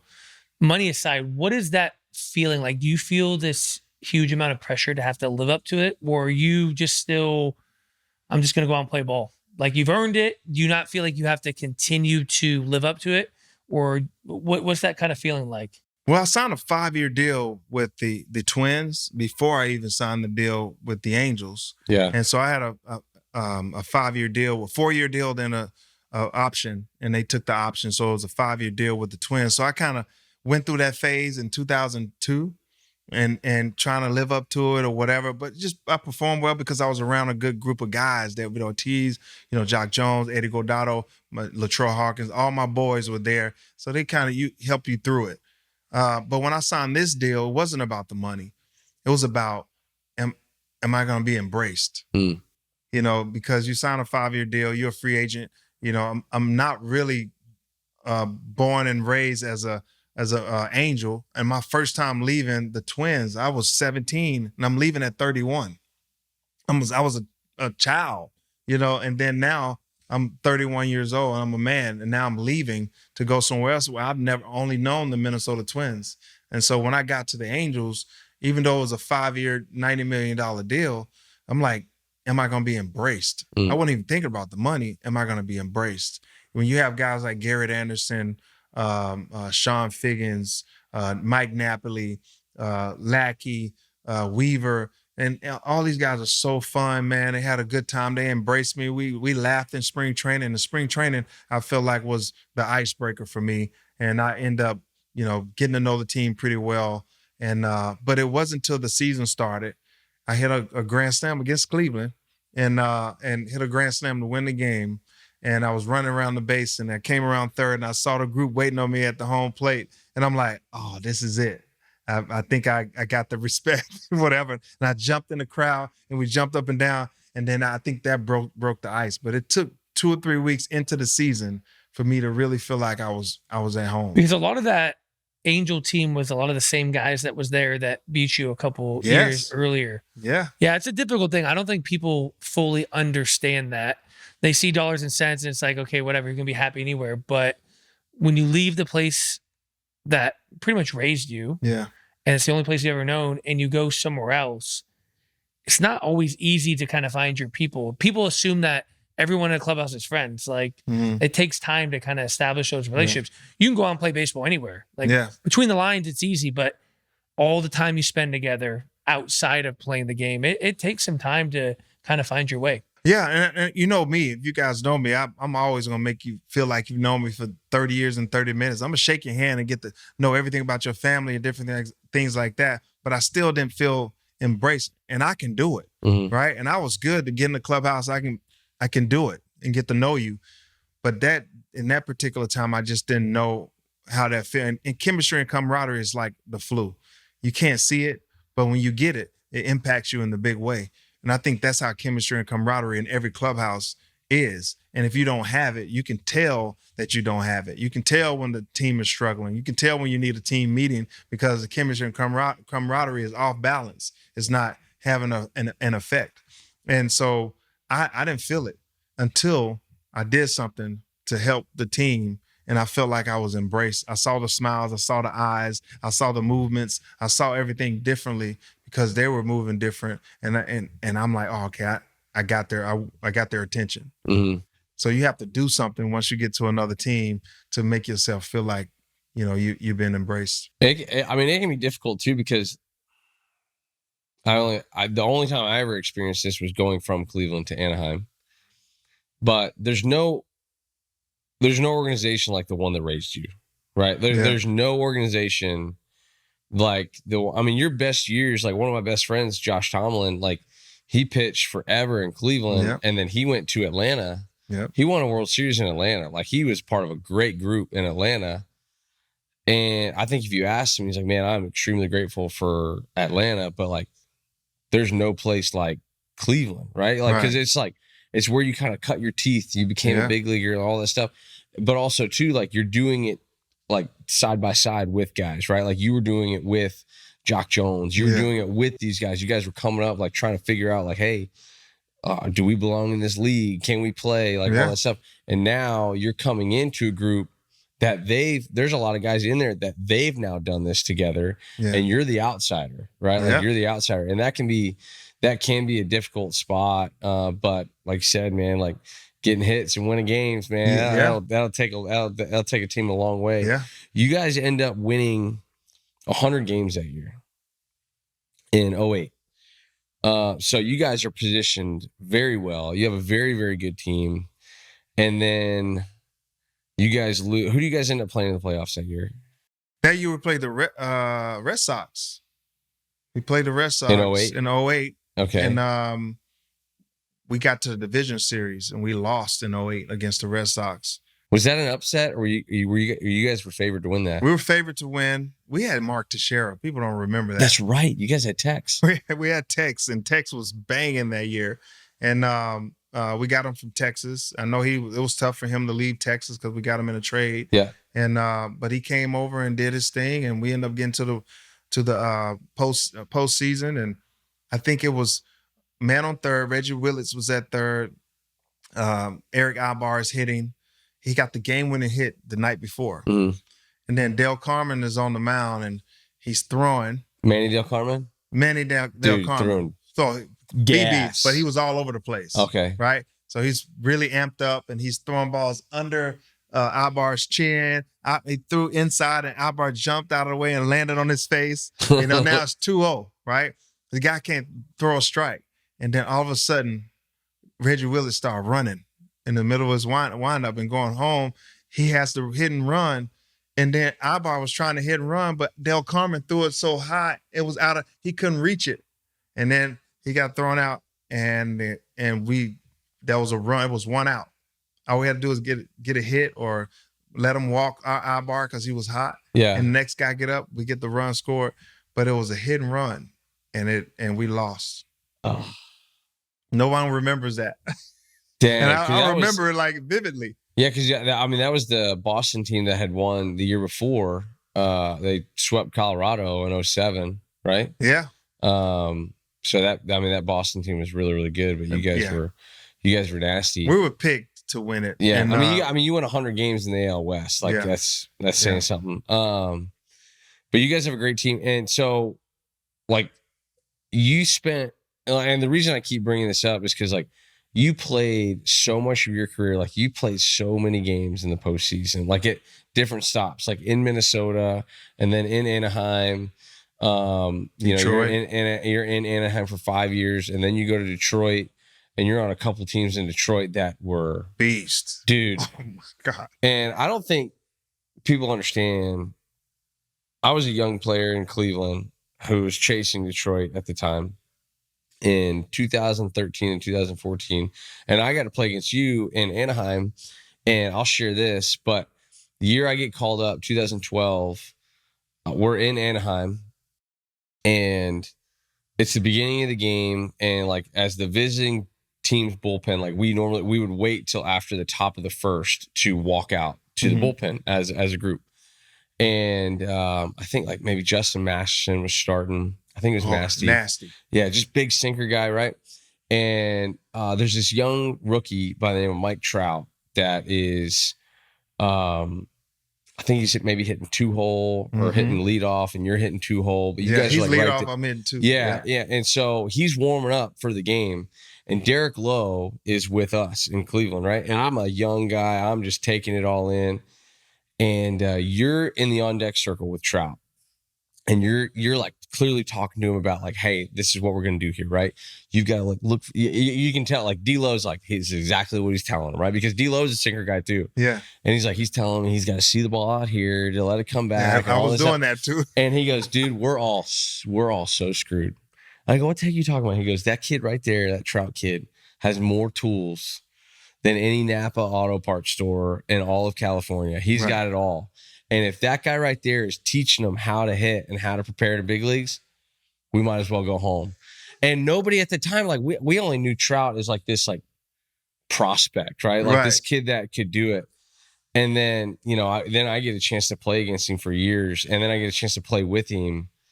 And, I got a chance to play with him and Ohtani in the same year. And Trout was the MVP that year in 19 when I played with him. And I mean, you talk about just ability. And you know what? He asked many questions. Yeah. Like, some people with ability like that might not ask questions. They think they know it all, Yeah. right? Not all, but majority of people that have the tools and they become great, they ask many questions. You guys asked a lot of questions when you were coming up. Hey, what do you do in this situation? What do you do? What do you look for with a sinker baller? Mhm. Do you look for the pitch up? Yeah, look for it up. It won't sink as much, Mhm. right? And if you got a chance to handle it. Sometimes I like to hit it to right center because it keeps me inside the ball versus when I try to pull it, I come around the two-seamer. So what I did was shoot the ball to right center when I knew it was a sinker ball and get them up. Yeah. And so that's what I was telling Trout. Trout, it's better to go to right center up the middle than try to pull this sinker baller. Get them up and shoot them to right center. You'll have a better attack angle at the sinker. And he listens. He always asks questions. What do you got for me today? Sitting next to his locker next to mine, he's like, what do you got for me today? So, I mean, it was so awesome because, like, you were the guy whose locker got put in between Dave Winfield and Kirby, and now they've got this young kid, and they're like, hey, let's put him. We're going to put him right next to Torii. Did you know right away? Oh, I knew. We knew in spring training. I was like, who is this kid? I knew in spring training, and we really wanted him to travel with the team that next year, but he had an issue, and he had to sit out a month. And so 11. We missed. Yeah, and 11. Yeah, and we missed him in for a month, but when he came back, he didn't miss a beat. Dude, I mean, he was banging, and he could run like no other. He dig earth from the ground when he runs. It's funny you say that because, like, I don't know if you've heard this too, but like there's people like I remember seeing like Michael Young, like quoted it like remember like Mike was playing first base like towards the end of his career. He was like, he's the only player that I've ever heard run. Like I can hear him running. He's moving earth. Like it's like a shovel in his feet. And he moves and got so much power in his legs. I mean, he was one of the fastest guys I've seen in the big leagues until I saw Byron Buxton. But he's one of the fastest guys in the big leagues that I've seen. And he's doing that at what, 240? He's 245 with a neck that's like out here. And can you imagine if he was a running back, you have to tackle him? Bro, it'd be scary. I have a concussion before he even hit me. I got to ask you this because you're a way better center fielder than I was. I think I was pretty good myself. Was it a tough pill to swallow to move out of center field, to go to right field, or because Mike Trout, you saw those things in Mike Trout, it made it a little bit easier? I mean, we're talking about a guy who's won 9 straight Gold Gloves at the position.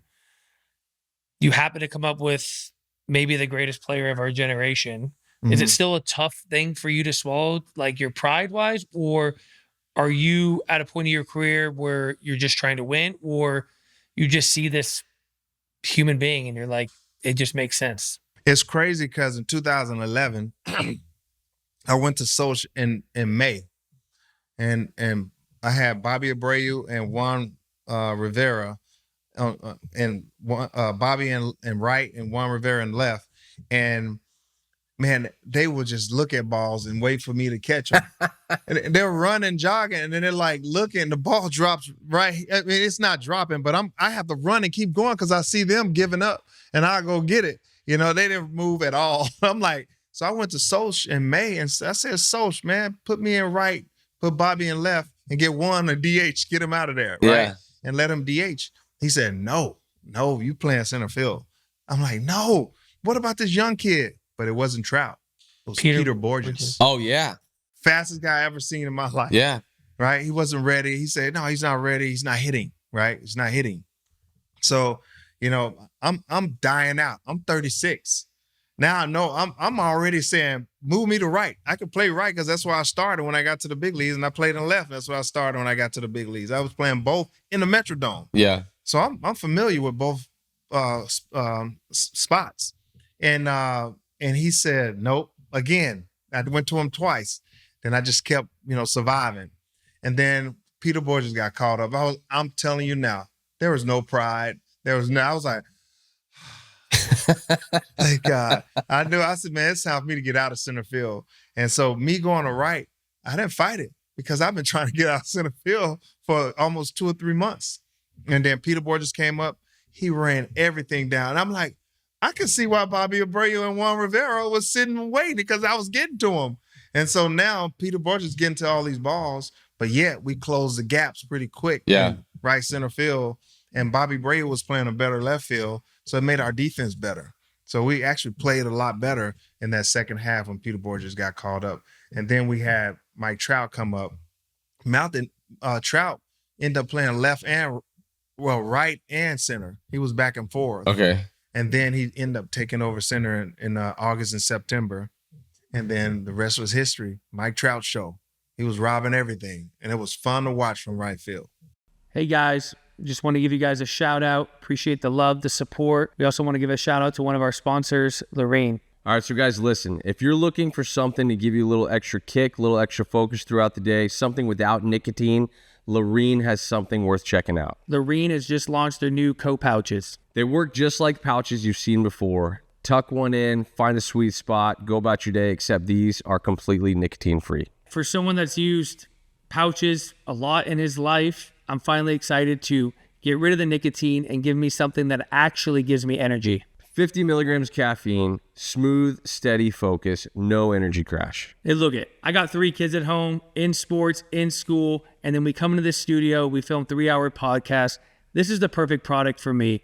Steady focus and energy throughout the podcast. And because Lorraine is thinking of you, you are getting daily enamel support because they have added nano hydroxyapatite. Hey, they have a lot of flavors, but my personal, you have to try the mint. Whether you're in your car driving to work, dropping the kids off, sitting at your desk, or podcasting like we do, that gives you a ton of energy and focus. And most importantly, they do something great for your teeth. Every other pouch out there makes you choose, whether between focus and energy or something that's good for your teeth. And the best part, Lorraine does both. Not only does it give you energy and focus, it's also good for your teeth. Go give Lorraine a try right now. Lorraine Co. is giving our listeners up to 50% off. BuyLorraine.com/majors. That's BuyLorraine, LARINE.com/majors for up to 50% off. Your generation was the era of players that we looked up to, right? Like that when we came into the game, you guys were the ones who were like, holy smokes, man, like the starstruck. Yeah. You got to play in Anaheim, especially you got to play there with Vlad. Yep. You played with Vladimir. Vladdy. You got to play with Bobby Abreu. I got to list The here. late Garrett Anderson. Garrett Sean Anderson. Figgins. You got to play with Matsui. Howard Kendrick. You got to play with Matsui in Anaheim too, right? Matsui came over. Yeah. And then I went to Detroit and I was playing with Miguel Cabrera, Prince Fielder, Verlander, Oh, Scherzer. we'll get there. Yeah. Did that ever come up? Did you ever talk to Matsui about playing him? Yeah, we talked about it, and he remembered everything about Seoul, Korea, and him playing third base, and he remembered all of us playing, and he just, when I walked up to him and he came to the Angels, I told him about it. He said, yeah, and we just started talking about reminiscing all the days on Itaewon. It's a place, a strip that you make all your Nike gear. You can buy it for $20. But here you get it for $200 for starter jackets. Back then it was a starter jackets, and we were buying for $20. And he took some home, and so we just reminisce about all these things. And I'm like, I can't believe it's you. You were the third baseman, and now you're a center fielder and a stud. So it was great to talk to him. That's about cool it. because you got to play with him after he essentially like single-handedly won the World Series in 09 for New York. Yeah. Like we got to talk to Cole Hamels, and he was like, bro, I mean, you take Matsui out of there, we sweep New York. He like, really did. We sweep. So you got to play with him after because when did he come over to Anaheim? 11? Either 10 or 11. Yeah, because 09, he just won 10 or 11. World Series MVP, largest market team. They beat us. Yankees beat us in the ALCS. That's right. Yeah. And I've been beat a lot in postseason. Man. And it's Yeah. crazy. I mean, and I mean, we joke about it, but like we play 162 games and you prepare all year long for like what could be determined in a week. Yeah. Right. And do you ever feel like you're like, man, like, was there a year that you look back and you're like, man, that was our shot? Yeah, I do. I mean, I feel like in 2009, I felt like that was our shot. 2009, you beat the Red Sox, swept the Red Sox in the ALDS, and then you guys lost To 4 the games to Yankees. 2 to the Yankees, and they ended up winning the World Series that year. Yep. Brian But you Fuentes. felt like that team had a better team. Like that was your best chance to beat the Yankees. That was the first And time. is there some extra bitterness towards the Yankees, considering that was kind of the thorn in the side of the Minnesota Twins? Yes, it was. Okay. I every time I see that we're about And to it's still continue. It's still the history is even still with the continued. Angels, it hunted me with the Angels. It hunted me with the Twins, and so I had some bitter, but I had a lot of respect for the Yankees. You know, if you say the rest side, it might be different, but the Yankees, I had a lot of respect for their organization, the way they played the game, the professionalism, and but every time we played them, they had professional at bats. You know, I didn't think their defense was that good. I didn't think their defense, but they played fundamentally sound baseball, and they had the pitching. They executed everything well. I'm like, these guys are not more talented than us. Bro, they that just 09 execute. team, that 09 Yankee team though, like that team was they were monsters, right? They You were had monsters. A-Rod, Jeter, and I mean Jeter's not a big guy, but he's like 6'4", Yeah. right? Like he's tall. Yeah. I'm pretty sure Robbie was that kind of that was the coming out party for A-Rod in the playoffs too against you guys, right? Because he hadn't really done much. He was struggling. He was and struggling. Brian Fuentes fastball up and away, and he was struggling. He hit a home run to right center field, and we were like, Here he comes. we didn't have to pitch to him or anything like that, and he ended up hitting a home run to kind of get the lead. And here come Mariano Rivera. Good night. Yeah. And dude, you know, and like Robbie Cano was at second base, and he was like a young player where you're like, dang man, this guy's different, Talented. right? Like, you know, just a monster of a second baseman with super pop and played a good second base. Brett Gardner was a young player. Yeah, fast and feisty. I mean, dude, he was a guy. I remember I got a chance to play with Andrew Miller, who came over from New York. Lefty. And super, I mean, just an awesome guy that had a ton of experience in the game. And I think as players, one of the biggest compliment you can ever get from other players is you're like, dude, that guy is such a ball player, right? Yeah. Like what's like one of the biggest compliments you could ever get is either the guy's just a baseball player or just an ultimate professional. Like those are the two. And Brett Gardner's both of those, right? Yeah. And he's another one that, you know, is like a part of that team that 09 team that was like next level. But dude, so you don't get it done in Anaheim, but you're a part of some unbelievable teams. You get to play with some legends of the game. You got to play with Albert there, right? Your last year was Albert's first year, and he was, I mean, outside of Barry Bonds, like you look at the back of baseball cards and they're the only guy that's more impressive than Albert's, you know, 10-year peak is probably Barry's 10-year peak. Yeah. You know, I got a chance to play with Albert in 2019 when he hit number 700. He got his 2000th RBI. It's like one of 3 players to have 3,000 hits, 700 homers, and 2,000 RBIs. That's crazy. I mean, you think about how like those are massive numbers. Yeah. And but then you go to Detroit, and so you got to play for Tom Kelly, Ron Gardenhire, Mike Scioscia, and now you get to play for Jim Leyland. Man, I had some great managers, dude, man. Tell me about Jim Leyland, because I've heard some unbelievable stories about Leyland. Yeah. And I hope every one of them are true.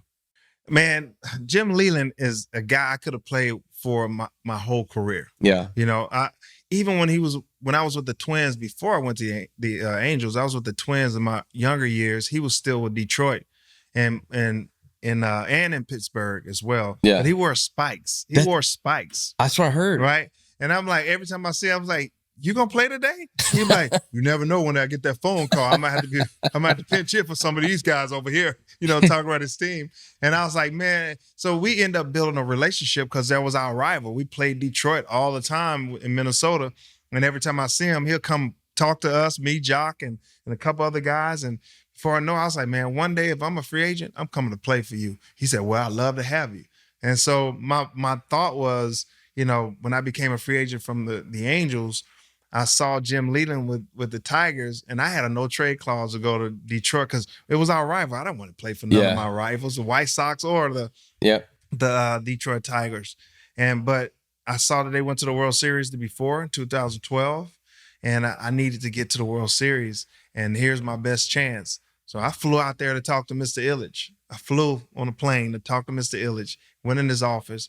He had me so pumped up He was telling me, I love the way you play the game. You play with grit. You play with fire. And we need some fire over here. And you are the guy that I'm like, I'm ready to sign right now. And I end up signing a 2-year deal to play with Detroit. And Jim Leyland was one of the main reasons why I wanted to go over there. Of course, you had Verlander, Scherzer, I mean, there's a bunch of reasons. Porcello, guys I faced that I didn't like facing when we came in town. But then you got Miguel Cabrera. You got Prince Fielder over there. You got Austin Jackson playing in center field. Ian Kinsler. Kinsler came later. He came in 14. He came the year. Kinsler, so I thought that Prince, was Inge playing? It was Prince. Who's playing second base then? Infante. And Omar Infante, and then Johnny Peralta, which got popped that year. Jose Iglesias. Yeah, Jose Iglesias. Oh my God, he came later.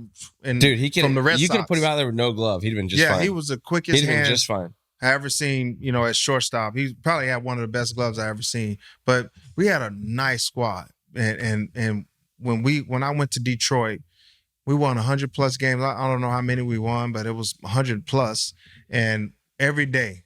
We were having fun, grinding. We had a pregame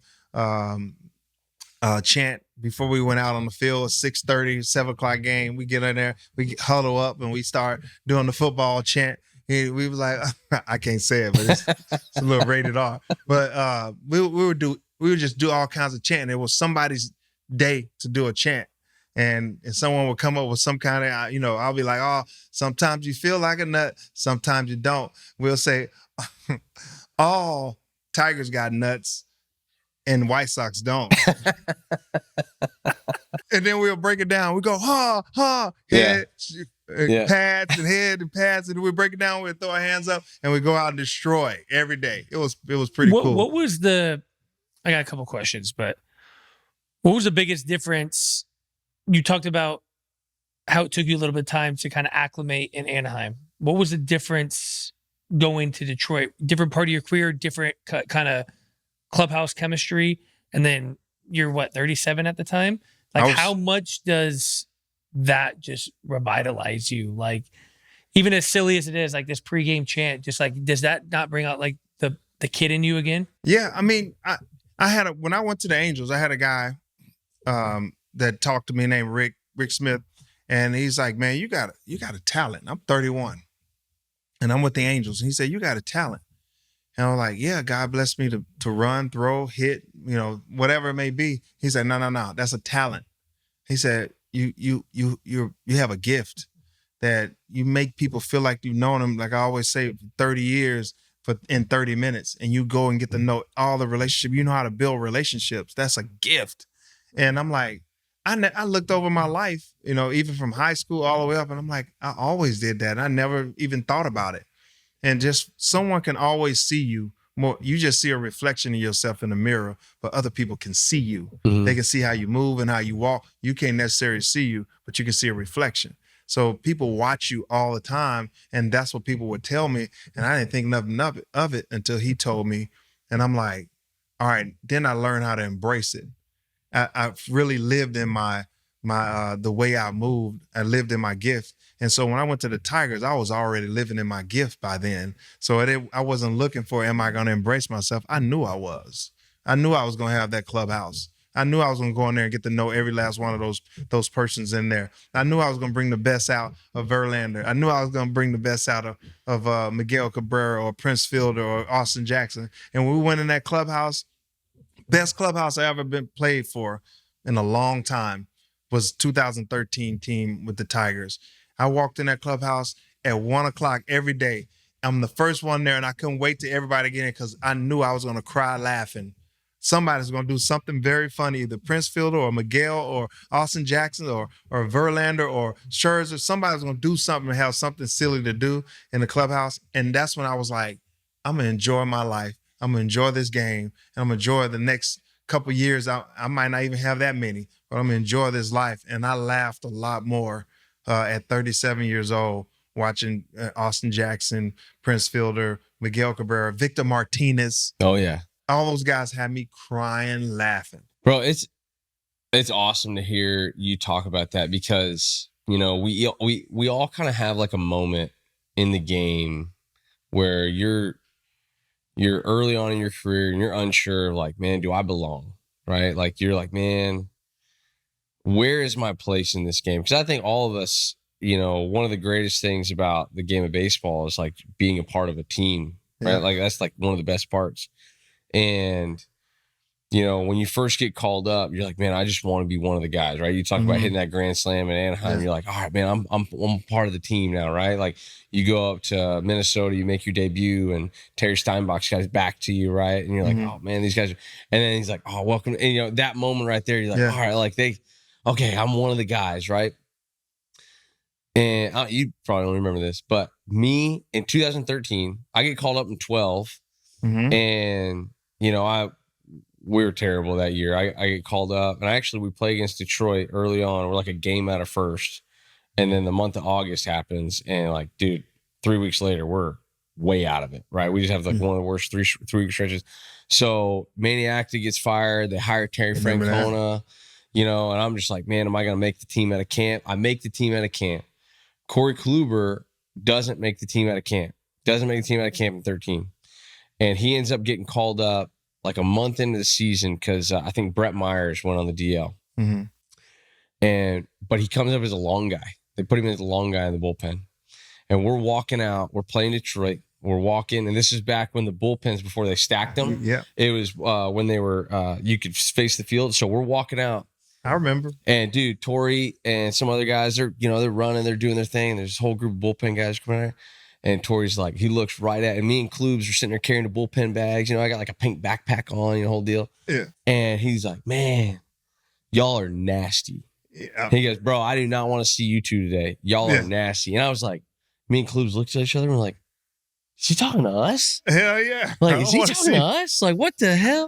And Klubes and I are both like, hell yeah, bro. We playing this game. Like, dude, and that was such a turning point for me in my career of like, all right, like I got a shot. I was like, that's freaking Torii Hunter. And I was like, he might think I'm somebody else, but I'm going to pretend he knows who he's talking to right now. I knew. I had a scout report on all y'all. Me and Klubes were walking out there carrying bullpen bags, and we're like, all right, man, I'm just hoping to be here for the next check, right? Like, man, another 2 weeks, man, we get like another 20 grand. You know what I mean? Like, I didn't want to face y'all. Hey, KP knows that you have these guys in the bullpen. I studied all y'all, right? Yeah. And I'm like, all right, how can I prepare myself today? I'm like, Kluber, Allen come in with this hook, this curveball, and he throwing 95 at the top of the zone. I can't catch that stuff, right? And then you got Kluber with this cutter, curveball, and a two-seam. I'm like, man, who is this dude? Right? Klubes was funny because he was like a late bloomer. And 2013, he gets called up. He ends up starting some game because he comes in like long relief, and he throws like 4 innings, and he throws well. And they're like, well, we're gonna keep him around for another week. He goes back out there another week, and takes Myers' spot in rotation, throws again. And then 2014 rolls around, and he's dominating everyone in baseball except the Tigers. And Sandy Alomar Jr. is our first base coach. And Miggy's playing first. And Miggy and Victor, if Kluber gave up 20 runs that year, Miggy and Victor were responsible for like 17 of them. They were. Dude, because every other team, we went to New York that year, and Teixeira's playing first, and Teixeira's like looking at Sandy, and he's like, who the hell is this guy? He's throwing 98-mile-an-hour sinkers with 94-mile-an-hour, like essentially sliders, and just hitting the Nats' ass.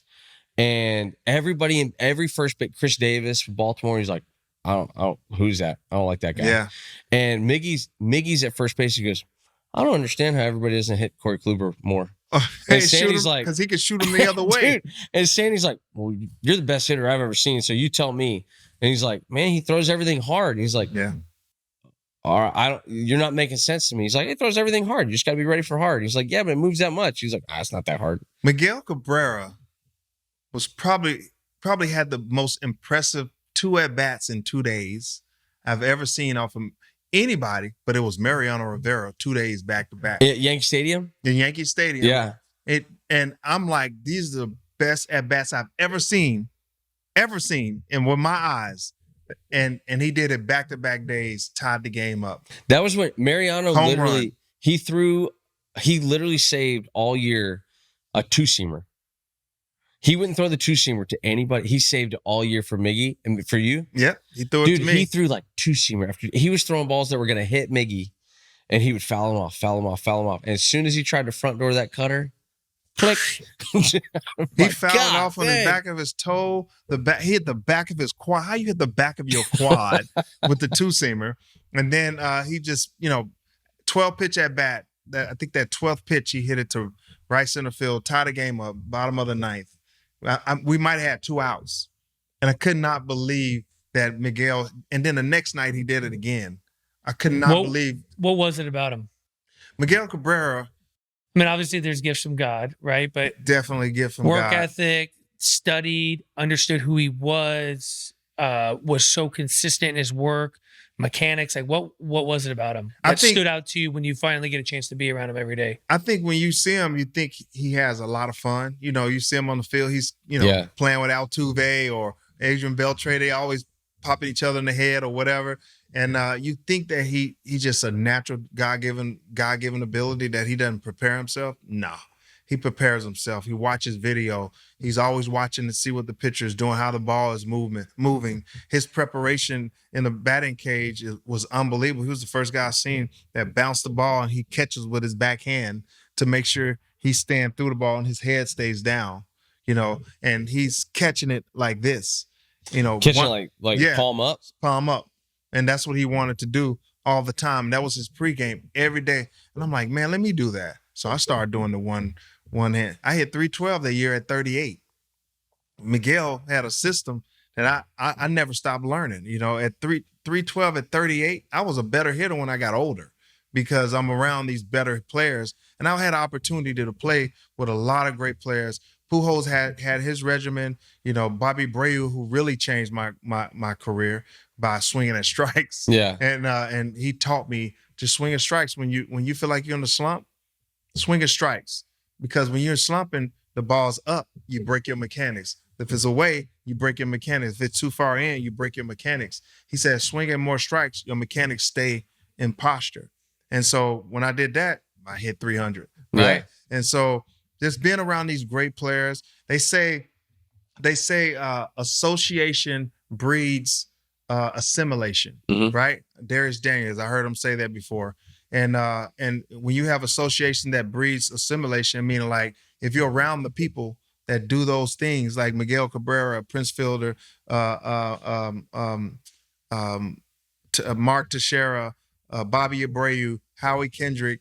I played with so many greats, Maurer, Morneau, Paul Molitor, Kirby Puckett. When I look over my life, all those guys that were great, they actually imparted in me.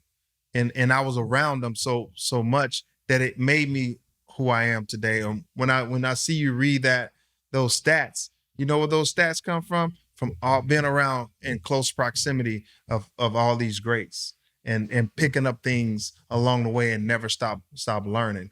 And that's why this little boy from Pine Bluff, Arkansas has these numbers that you called out in the beginning, is because of guys like that. Bobby Abreu, Miguel Cabrera. What was it like hitting in front of Miguel Cabrera? Boy, that was the best thing in the world. And when I look over, I was always protecting David Ortiz. I was behind. What was that like, kind of changing, being the guy that is getting paid a lot of money to protect the other best hitter in the lineup, and now you get slotted in front of the best hitter on the planet at 38? I'm 38. And did that help? Did that also help you talked about Bobby Abreu telling you to swing at more strikes. Yeah. Just hitting in front of Miguel Cabrera. Give you more strikes. Yeah, they don't want to face that guy. Now you got to face me. I made that argument the longest time in my career. I used to bat like 7th, 8th, 9th in the lineup, and they're like, "You never walk." I said, "Have you looked at the top of the lineup?" Right. By the time they get to me, they're just throwing strikes. Like, they don't want to walk me, right? They don't even have the opportunity to walk. But I'm also like, when I was chasing a 10, I'm like, let me go hit in front of Batista. I guarantee they're going to throw me strikes, right? That's why Jeter banged. Yeah. Because Jeter had a lot of guys behind him. Yeah. And guess what? You got to pitch to Jeter. Out of all those guys in that lineup, you want to pitch to Jeter. Yeah. Jeter going to get the big hit. He might not get the big blow, but he going to get the big hit. But I'd rather pitch to Jeter than pitch to A-Rod, Ruben Sierra, Giambi at the time, Matsui, all these guys. I don't want them to bang me, but I want I want to go ahead and pitch to Jeter, see if he can get this single, and now let's try to shut these other guys down. There is a psyche effect of a pitcher facing guys where it's like, man, when a guy has the ability to like leave the yard on a bad swing, like obviously Jeter can leave the yard at any time, right? Like you know, Ajax could leave the yard at any time, right? Yeah. Like any guy in the big leagues can leave the yard, but there's some guys like they can leave the yard like on a really terrible swing. Like you can fool them, and they're like, God dang, like dude, I gave up a homer to Edwin Encarnacion at the end of my career. He spiked his bat in the ground because he thought it was a pop up to center and it went out. Wow. I was like, man, dude, like what are we doing, man? Like, what are we doing? And like, but 99% of other guys, like that's it's an F7, right? Yeah. But he just had that kind of thump, and it's a real thing. It's a real thing in the psyche of a pitcher. So what you're saying is like, is very real. Where it's like, hey, I'm gonna challenge this guy because in your mind, you're like, the worst he can do is get a backside single, right? Yeah. Or, he's going to be on first base. Okay, so what? But the next guy, if I don't take care of this guy, the next guy can leave on me and the game's over, right? Especially as like a back end reliever. But we talk about that 2013 team in Detroit. So you walk in, Jim Leland, Hall of Fame manager, like you walk into a situation that is unbelievable. And in 2013, did Miggy win the Triple Crown that year? Yes. He won the Triple Crown that year. Mm-hmm. All right. And you're talking about he won the Triple Crown in a ballpark that is a huge graveyard. Yeah. If he was playing in the East that year, he hits 65. Oh, yeah. 50, 60 home runs. Because he had what that year? 48, 49. 48, I think he was Chris Davis was the only one chasing him. Yeah. But he won the Triple Crown. You've got Prince hitting behind him. So y'all's lineup that year was Ajax, Jackson, Ajax, you, Miggy, and Prince, Victor, Prince, or Prince and Victor. Yes, with fifth. Nick Castellanos, Omar Infante hitting 300. Yep. Johnny Peralta's hitting 300. Johnny Peralta. And hitting homers, too. Yeah, I think left field, y'all had Andy Dirks. Was Andy Dirks? We had Andy Dirks, which he was a player. A dirty player, but he played hard. Yeah, right? he Alex Avila. Was banging. Yeah, and a good catcher. He was a great catcher. You guys had on that team, though, and this is somebody that never gets talked about, probably one of the most memorable names that I've ever heard in the name of baseball is Al Albuquerque.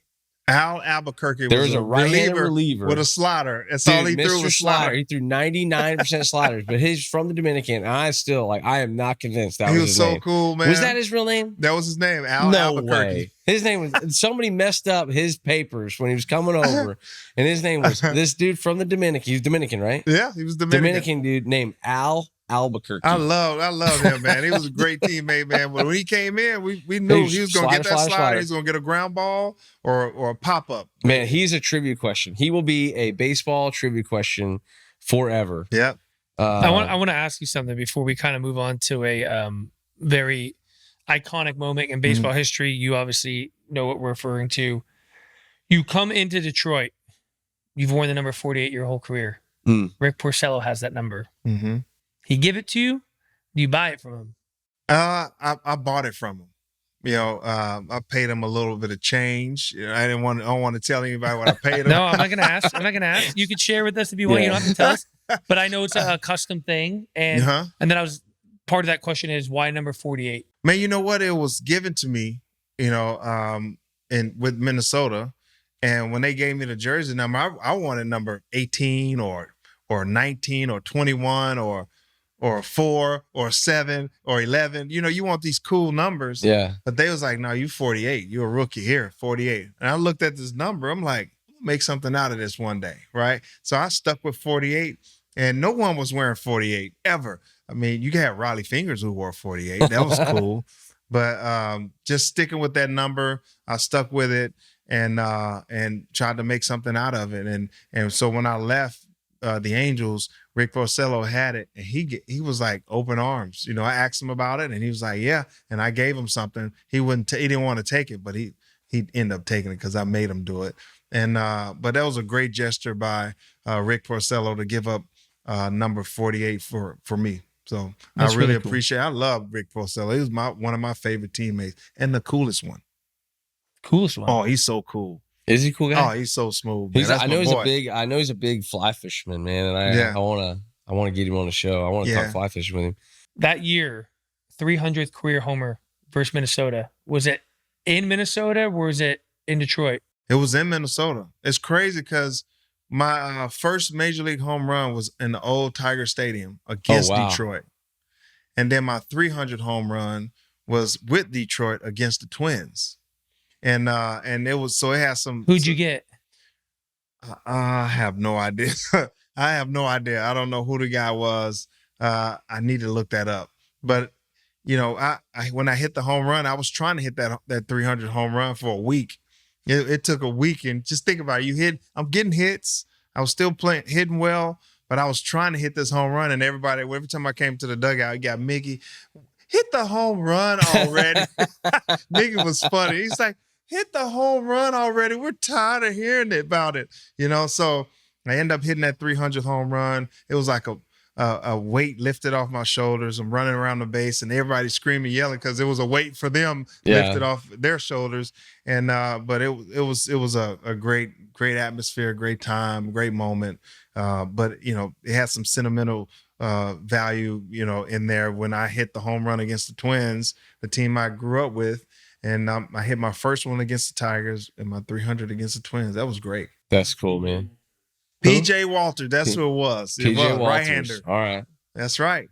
Probably a we got hanging breaking hung ball. on it. If I like have this vision of your swing in my head. It was a two-seamer in, I think. Two-seamer Was in? it? Yeah. You weren't trying to shoot in the break? Yeah. You're trying to get the head out. You're trying to go deep. Well, I mean, you he got didn't him throw right hard center. enough to Bro, beat I will me. say, dude, I just talk have about- this vision of your swing that I've seen. Like it's in my brain.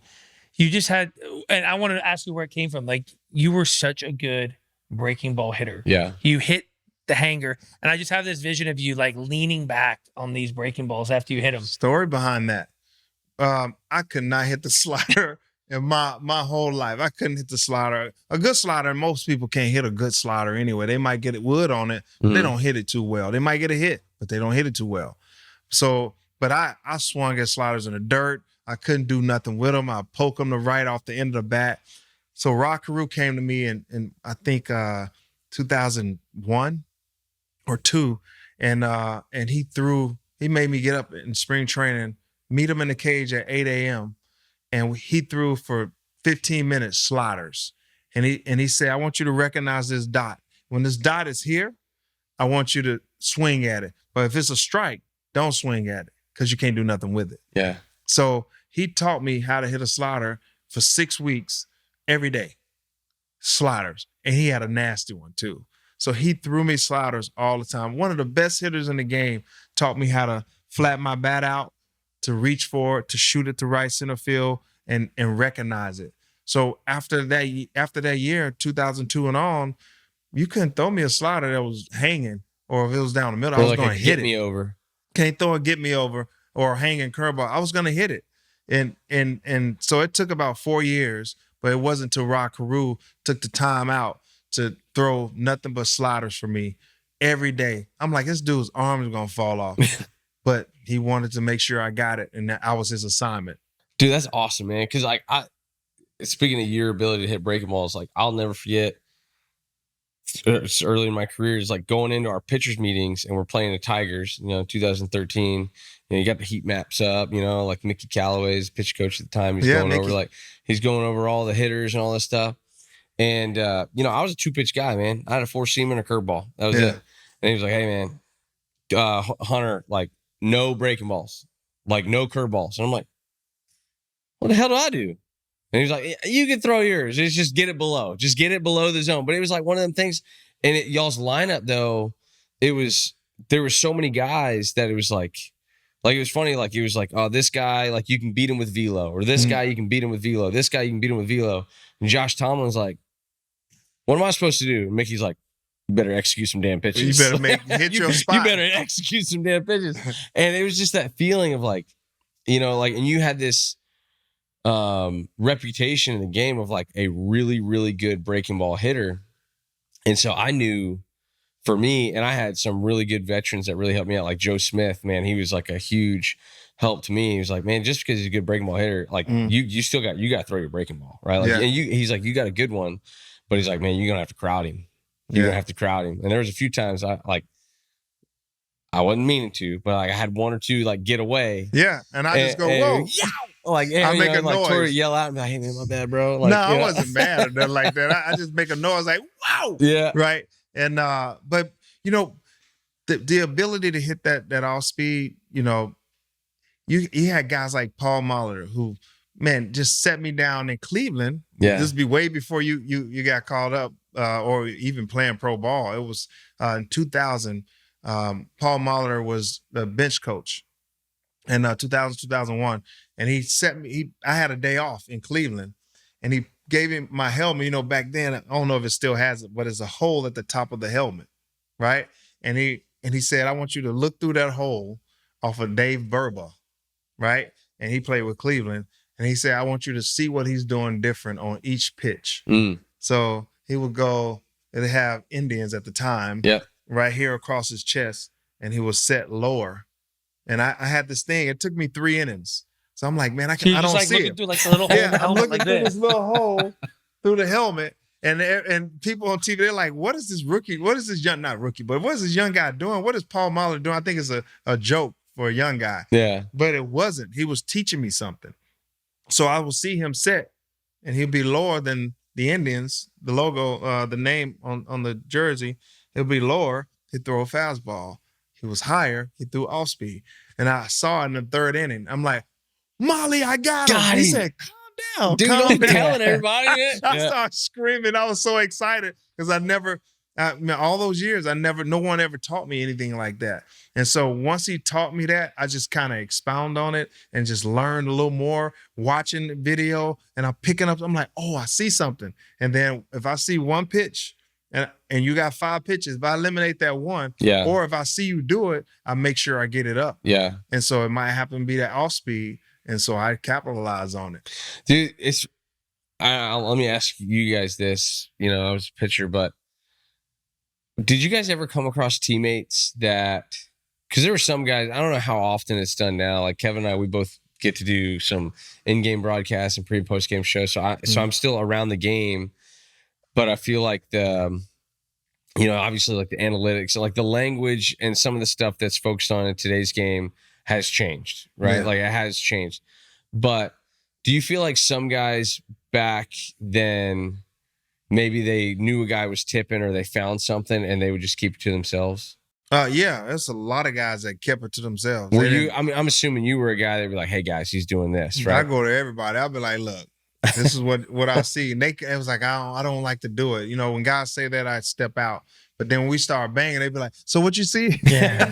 I was like, now you want to know. Let me. And I think Howie was one of those guys in the playoffs. He was like, what you see? One time he was like, nah, I don't want to see. I don't want to see. Then in the playoffs, he was like, what you see? Yeah. I'm like, well, we see this. But Howie can hit a ball square and make it knuckle. Yeah. Only Tony Gwynn I seen do it. Mark Casse and Howie Kendrick. I'm like, wow, these boys make balls. They hit it so flush that it knuckles. So he really didn't have to look for tipping of pitches. Me, I'm a hyena. I'm trying to take advantage of the weak link. I mean, you guys in Toronto had reputations of being like really, really good at picking Toronto up, was good. at Bautista. Yeah. I mean, I love sitting here hearing all this stuff, but it also makes me a little bit sad. Why? I mean, I just reflect back on, there's things I wish maybe I would have done a little bit different, or I wish there would have been maybe a Rod Carew in my life. I was a great breaking ball hitter. That's because I swung at all of them. If you hung it, I was going to hit the one, but I would also chase the one. That was the book on me, was like, throw him a ton of breaking balls. That's but hilarious. if you hung it, I didn't miss that thing. But I was also swinging at them all. But I wish someone like, Rod Carew would have came in my life. And, I had some great teammates too. Yeah. And I had some great mentors as well too. But just listening to some of the stuff you say, like, you can't go back and do things different. And I have no regrets, but there's things that you hear in this room that I'll take with me and I'll share with my son or other people. Like, that's the cool thing about the game is, even now I'm not playing, I still feel like I'm evolving as a baseball player.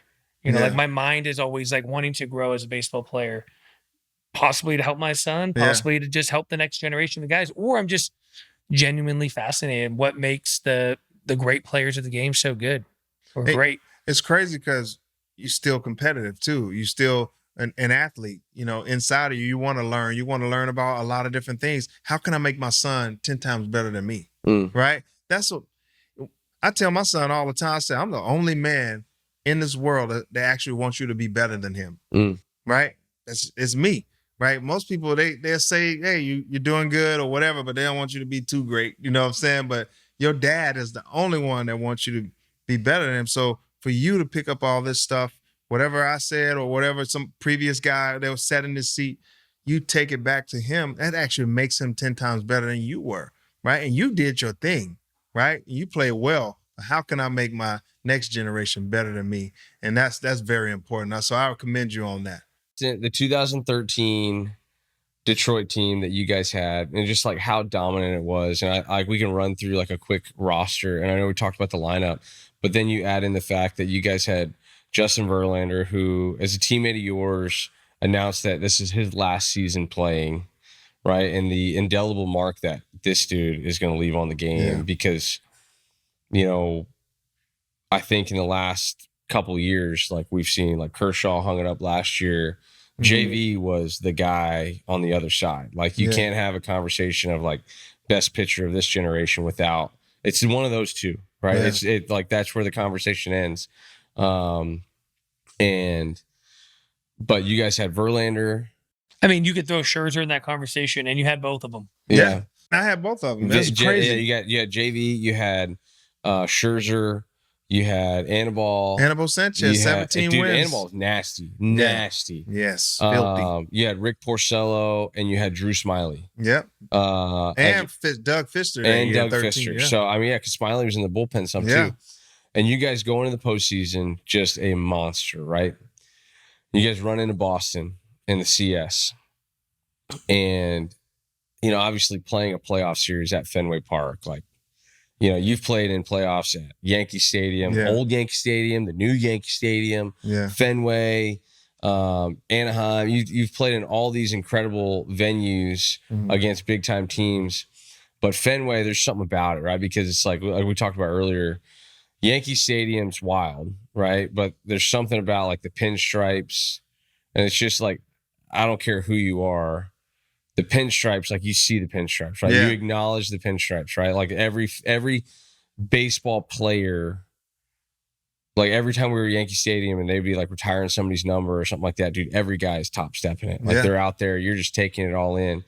And Fenway has this, like, has a similar allure, but almost like this grinder, like this. Because it's a dump.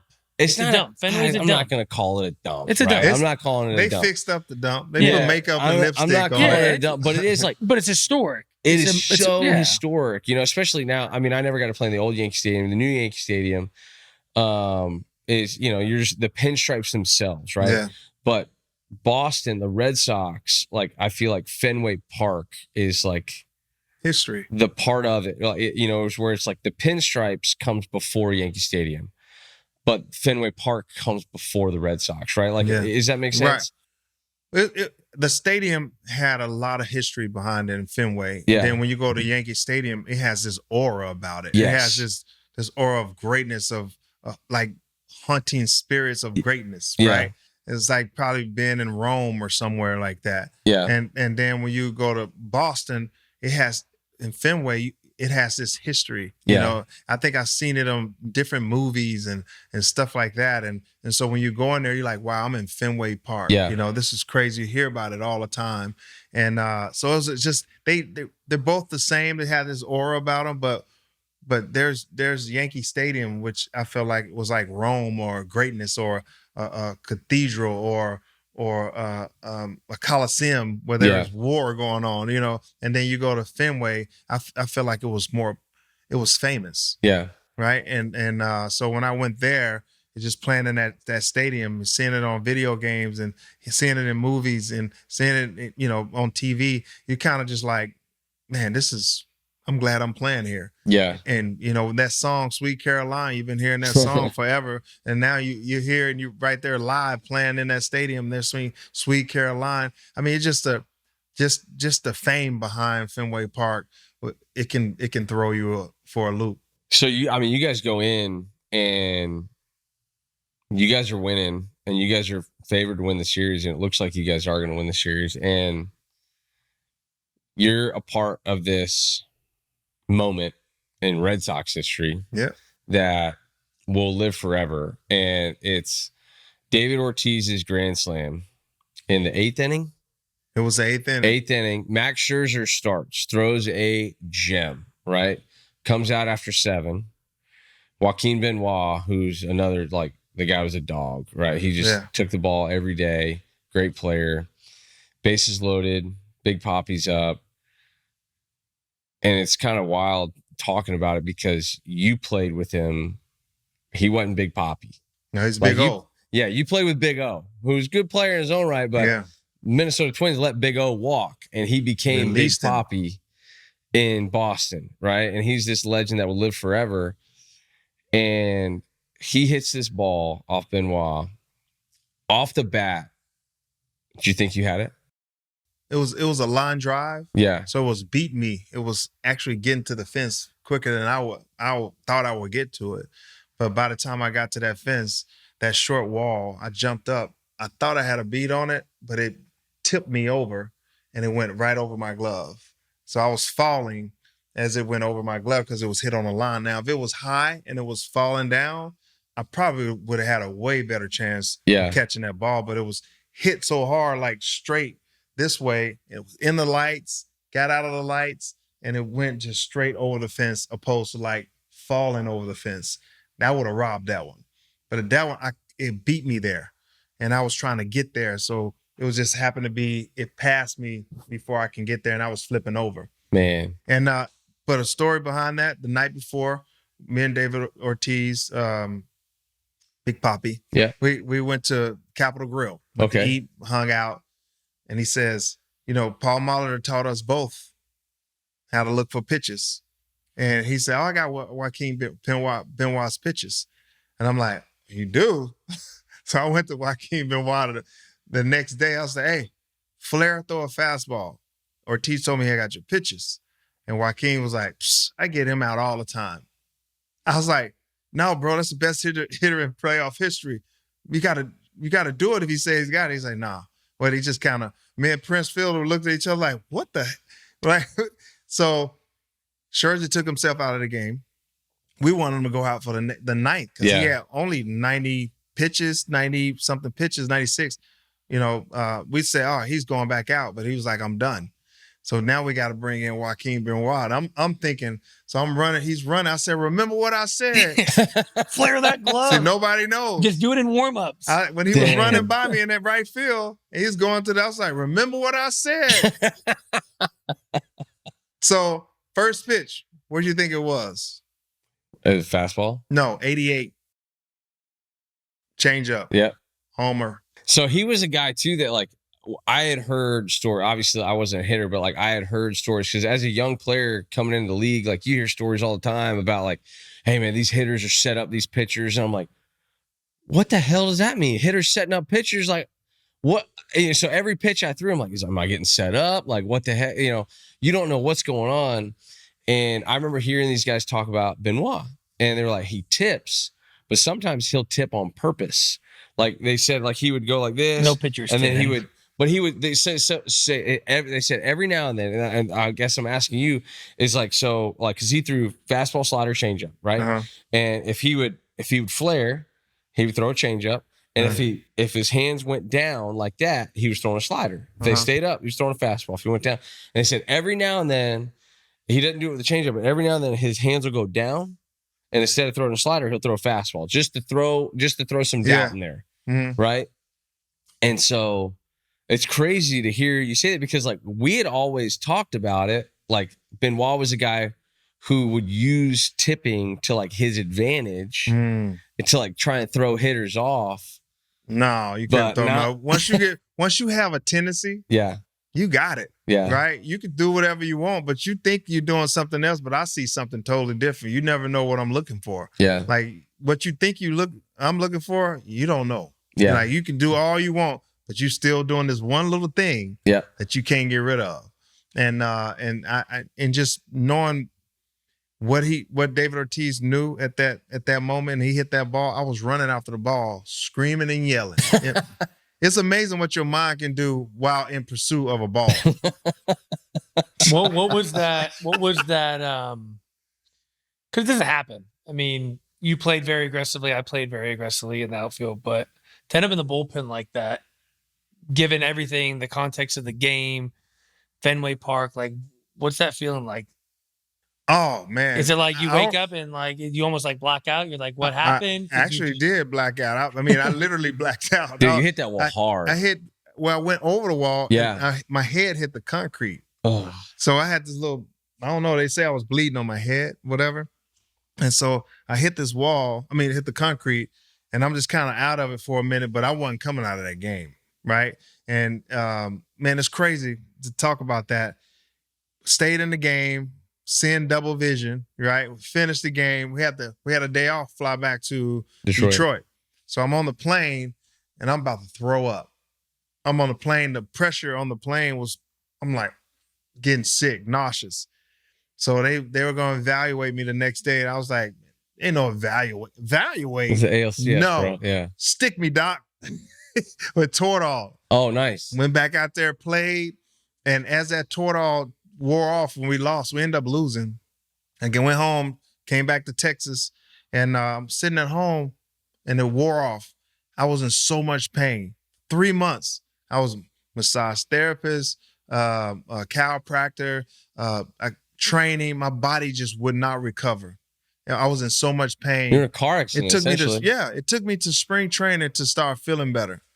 Think about it, 3 or 4 months. And I had no idea. My mind was a blur of everything. That concussion, I might have had a concussion or something.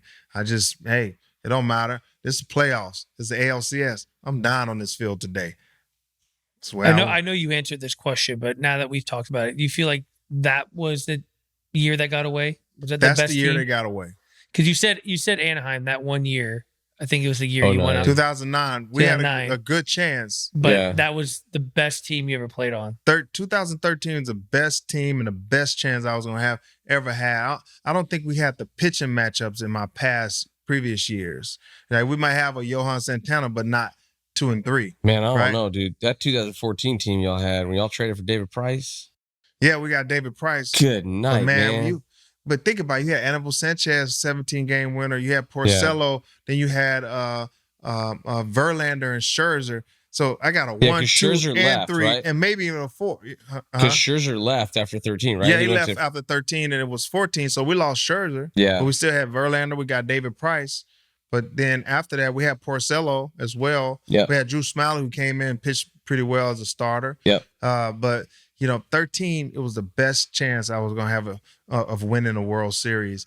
And that was the most disappointing year for me in the offseason. I was in pain physically and mentally. And that was Jim Leland's last year, right? That was Jim Leland's last year. Then Brad Osmus took over in 14. Yep. And Jim, and there is I know we live in this day and age now of the game where there's so much analytics and there's all this data, which has a place in the game. I'm not saying it doesn't. It is very, very important. That stuff is a very useful tool, but you still in a playoff series, experience you can't replace it. No, you cannot replace it. I understand, you can model out 162 game season with lineups and pitching matchups and all this stuff, and it will spit out rest days too. Yeah. But you can model out 162 with the amount of data that these teams have, where you're like, man, if we do it this way, we're going to end up with X number of wins or pretty close to it, and they're probably pretty close to being right. But man, in the playoffs, all that data's it's all condensed down to a 5-game series, a 7-game series. It's man, we got to win today. That data don't matter because we got to get the right matchup now. We got to win today. and guys like Jim Leland and Terry Francona and Mike Scioscia And getting rid of them. yeah, I mean, you can't replace that. And so I just wonder, that like some of these great teams that go through the regular season, like if you just add the guy in the dugout, like you look at the Cubs in 2016, like Joe Madden, man, like, I mean, it was Joe Madden versus Terry Francona. Yeah.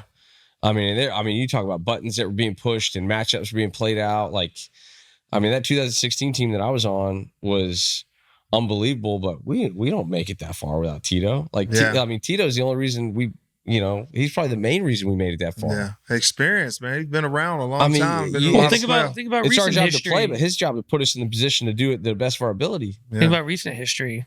Doc lets Miguel Rojas hit in the 9th inning. Yeah. Hasn't hit a home run on a right-handed hitter all year. Guy's not even a starting player, but he just has this feeling. He has this feeling because Doc's been in that situation before. He doesn't flinch. He trusts his guys. There's something about being able to look at a guy in the eye and go, that's the right guy for the job. Yeah. I don't care what the matchup says. Like, I know him. Yeah. I sit here in the dugout. I talk to him. I got the pulse on him. This moment's not too big for him. Yeah. In the playoffs, when you get in the playoffs, that adrenaline takes you to another level. Mm-hmm. Like once you get to the playoffs and you get and you play that first time in the playoffs, you're trying that high that you get from being in the playoffs, the national attention, the crowd, the aura, the atmosphere, all that stuff. And then when you get in the game, the adrenaline that almost makes you woozy, right? It's so much adrenaline.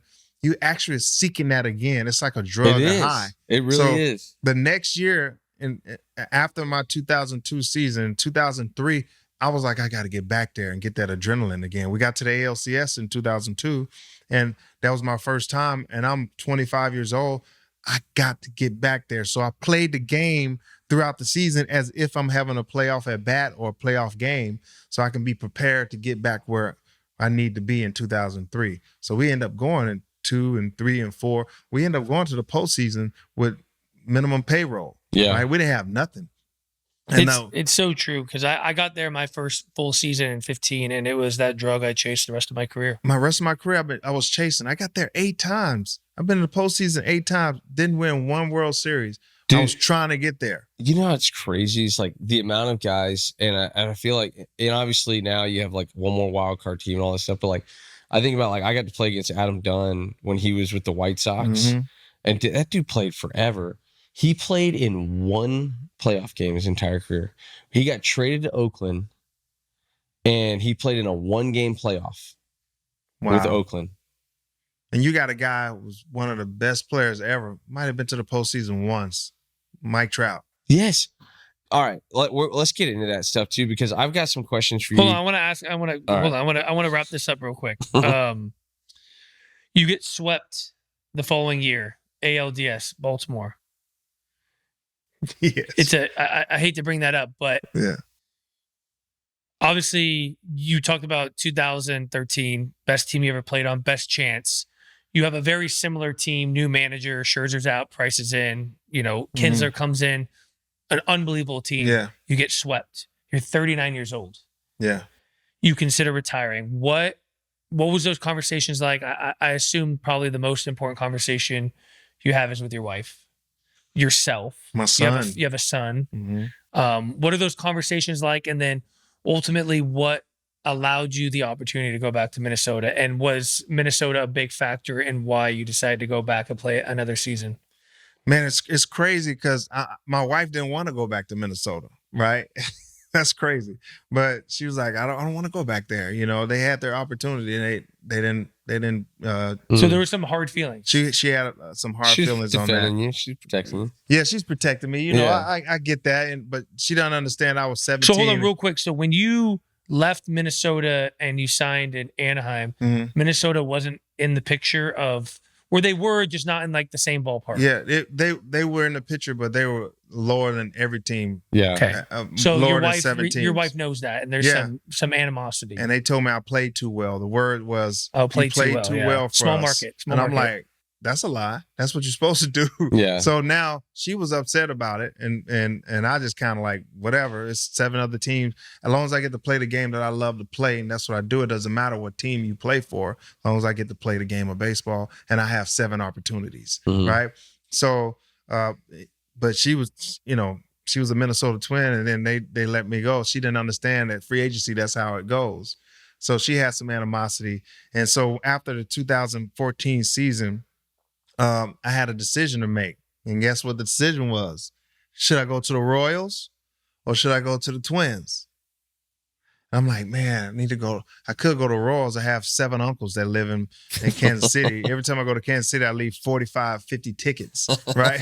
And my paycheck is empty when I leave that place. They're an up-and-coming team. They go to postseason that year, yeah. Hosmer, Moustakas, they had, Alex Gordon, they had Locane, they had all these guys. And I'm like, oh, it'd be cool to go over there. So I was really thinking about going to Kansas City. They had just been in the World Series, Yeah. But what's crazy is I went to the Twins because there's a guy named Mike Herman. He's a PR. I know Mike. Well, yeah, he's a traveling secretary now. But he was like, hey, come back, and you got an opportunity to be in the top 5 in every category, with the Twins, and you'll go down in history or whatever. And I'm like, and we love you, and I'm like, they played on my emotions. So I went there, had a great time. Playing a new stadium that I seen on the plans before I left 7 years prior. I saw it in plans, and now I see this thing manifest itself. And so now I'm able to play in the club, on the team and be in the clubhouse that I saw being built in that hot cold tub that was pretty smooth. That's what we wanted when we were in the Metrodome. And so I had an opportunity to play with this team, and I'm 40 years old, and I'm gonna retire as a Twin. But then at the end of the season, we lost that Saturday before the last game to the Royals. And guess who won the World Series? Yep. The Royals. So if I would have chose the Royals, would I have won my World Series? So now I'm 40 and retired, and I always think about, what the hell was I thinking about? Bro, I'll tell you this. You should have kept playing, man, because I was 22 homers and dude, had 81 I was in RBIs. Cleveland. Yeah, I was in the division with you for the last 3 years of your career. Like, we were in the same division. Yeah. And I, had the unfortunate pleasure of getting to face you a few times. But, like, bro, you were banging. Yeah.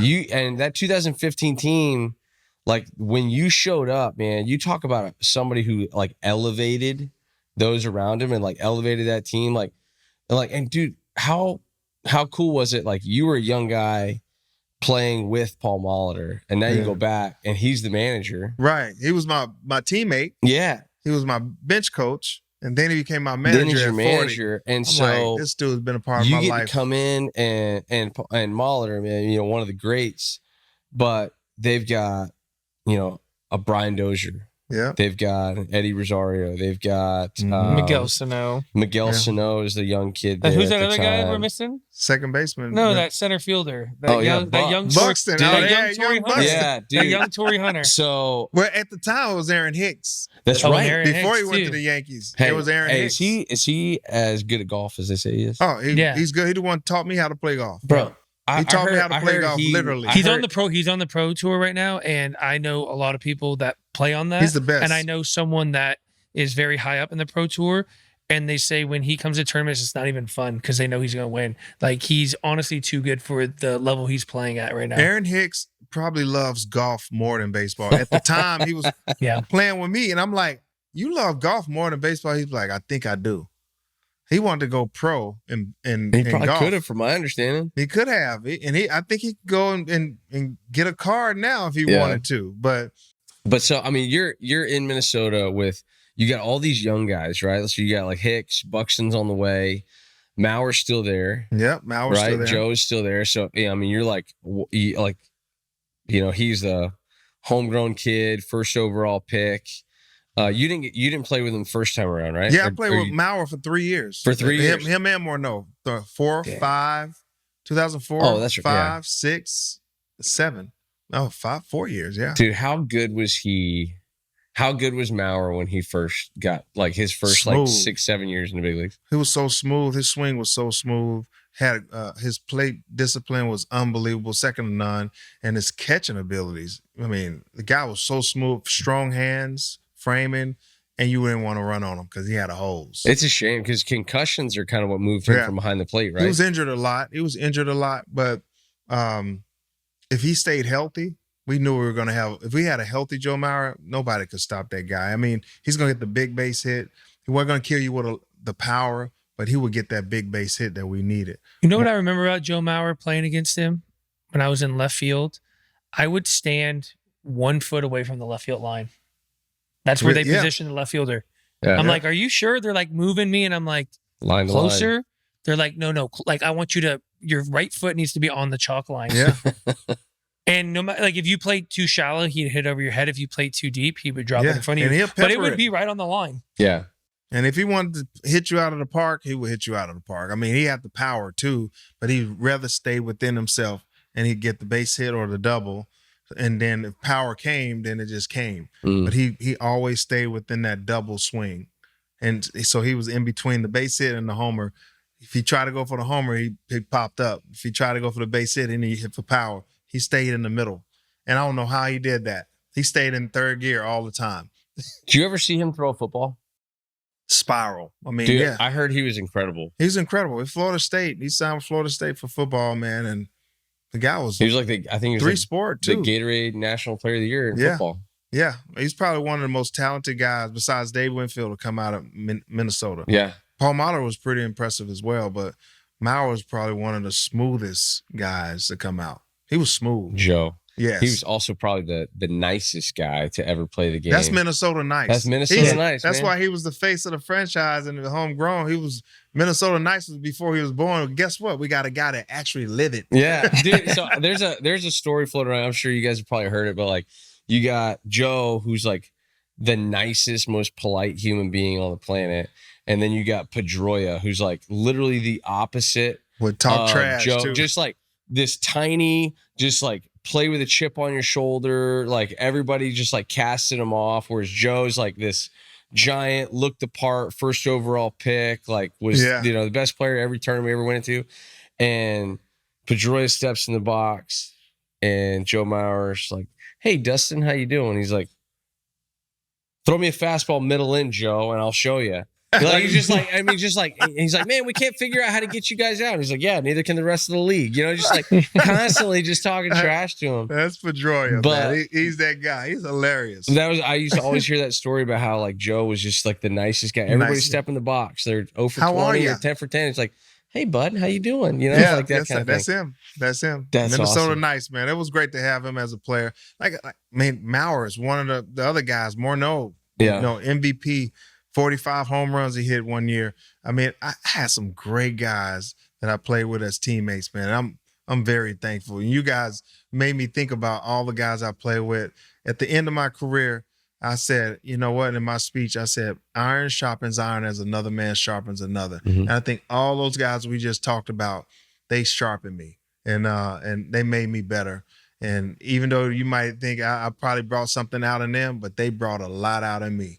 So I really appreciate all the guys I play with. I just thought of this. You're going to ask your questions, but I got to ask you this one question right now because you mentioned all these players. Put together of all your teammates, include yourself. Give me your starting 9. My starting 9? Yes. Oh, my God. Good call. You know, Wow. there's these things going around where like you pick your team that would go 162-0, and I think you probably have enough teammates where you feel like 100%. you could go 162-0. So, Oh, yeah. are you putting yourself in center field? You have to be. You have to be. I'm in center field. Okay. That's I'm pretty going much. to That's put prerequisite. myself in center Who field. you I have got to. who you putting in the corners with you? And you could put a guy like Mike Trout because he played left field. He qualifies, but I will put Mike Trout definitely in left field. I'll put I mean, that list is so long. God. I'll put Vladimir in right. Okay. Young Vladimir. Okay. Yeah. And I'll put third base. Oh my goodness. Third base, I will put Miguel Cabrera. Yep. Okay. Shortstop, I will put Christian Guzman. Ooh. Speed, glove. Second base, I will put Howie Kendrick. Okay. First base. Dang, you put a lot of people at first base. Gotta go Tex, right? Prince, Tex. You got Tex, you got Morneau. Prince Fielder. God, dog, that's hard. That's hard. David Ortiz, if you wanted to, he played His first. DH. You guys, yeah, He that's You DH. put Paul Molitor at DH too. Yeah, Oh, you put Paul geez, Molitor man. at DH. Good. It's a hard goodness. game. Yeah, You probably got to go with Morneau. Guy won MVP. I would go with Morneau with. You could take that year, the year he I won the could- MVP. yeah. Like that's And he had to stay healthy, of course. Prince Fielder played 240 some games in a row. So he's man, golly, that's tough. I would go with Morneau. Okay. I would go with Mauer at catcher. Yep. and then who you giving the ball to? One game. One game, Johan Santana. Dang. So you're giving the ball to Johan over JV? If it's one game, Yeah. Johan. Dude, he was so Verlander, he's a bulldog. Yeah. I mean, I probably got him my top 3 of all time that I play with. Yeah. Probably top 3 that I played against. Yeah. Because Verlander's not coming out of the game. Yeah. What you see when Verlander retired this year, you're going to see the last of a guy that's going to go 10 innings or 9 innings or 126 pitches. Yeah. Because everybody's 7th inning guy, 8th inning guy, 9th inning guy now. And that's who you are. And most of these guys are not being trained to go 6, 7, 8, 9 innings. They've been trained to go 6 innings, get a quality start, bring in the 7th, 8th inning, 9th inning guy. So I don't see anybody being Verlander. Yeah, he's the last of a dying breed. He's sure. last The of horses, a dying breed. Like the big horses. Yeah. And you go out there and he says, no, I'm staying in. And the manager said, okay, walk off. Jim Leland is a guy who's been around a long time. He's a Hall of Fame manager. And he says, all right, go get him.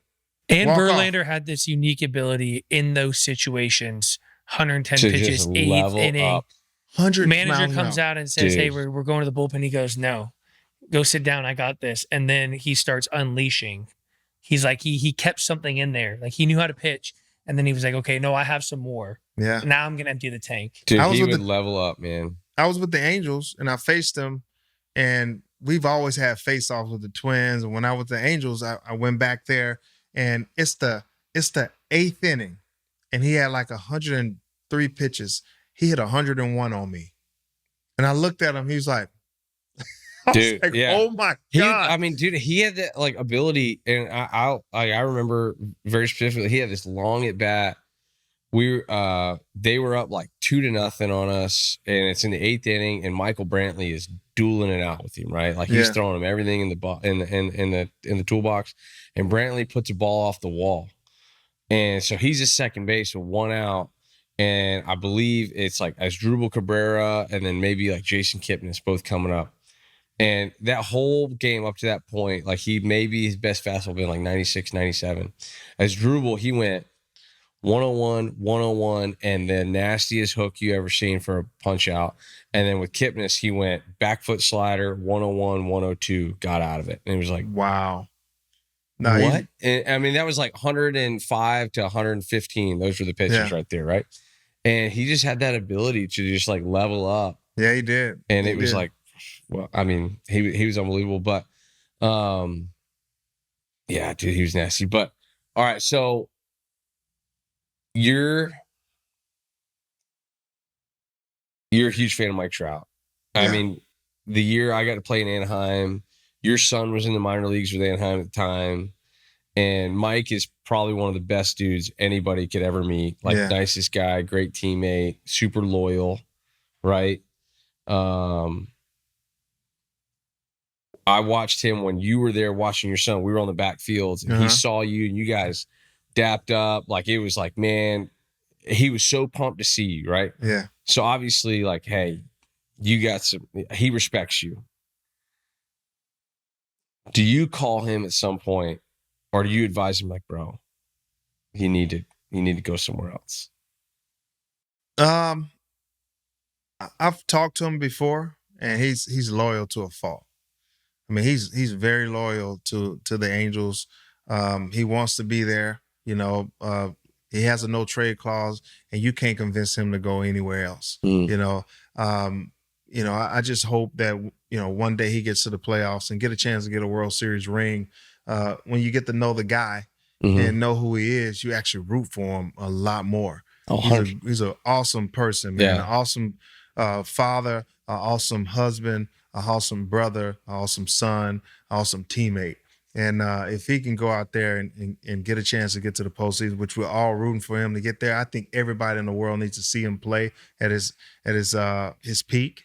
And so yeah, if he goes somewhere else, I think he just wants to stay where he's comfortable, where he knows everybody. He grew up there, just like me. I didn't want to leave Twins, but I had to.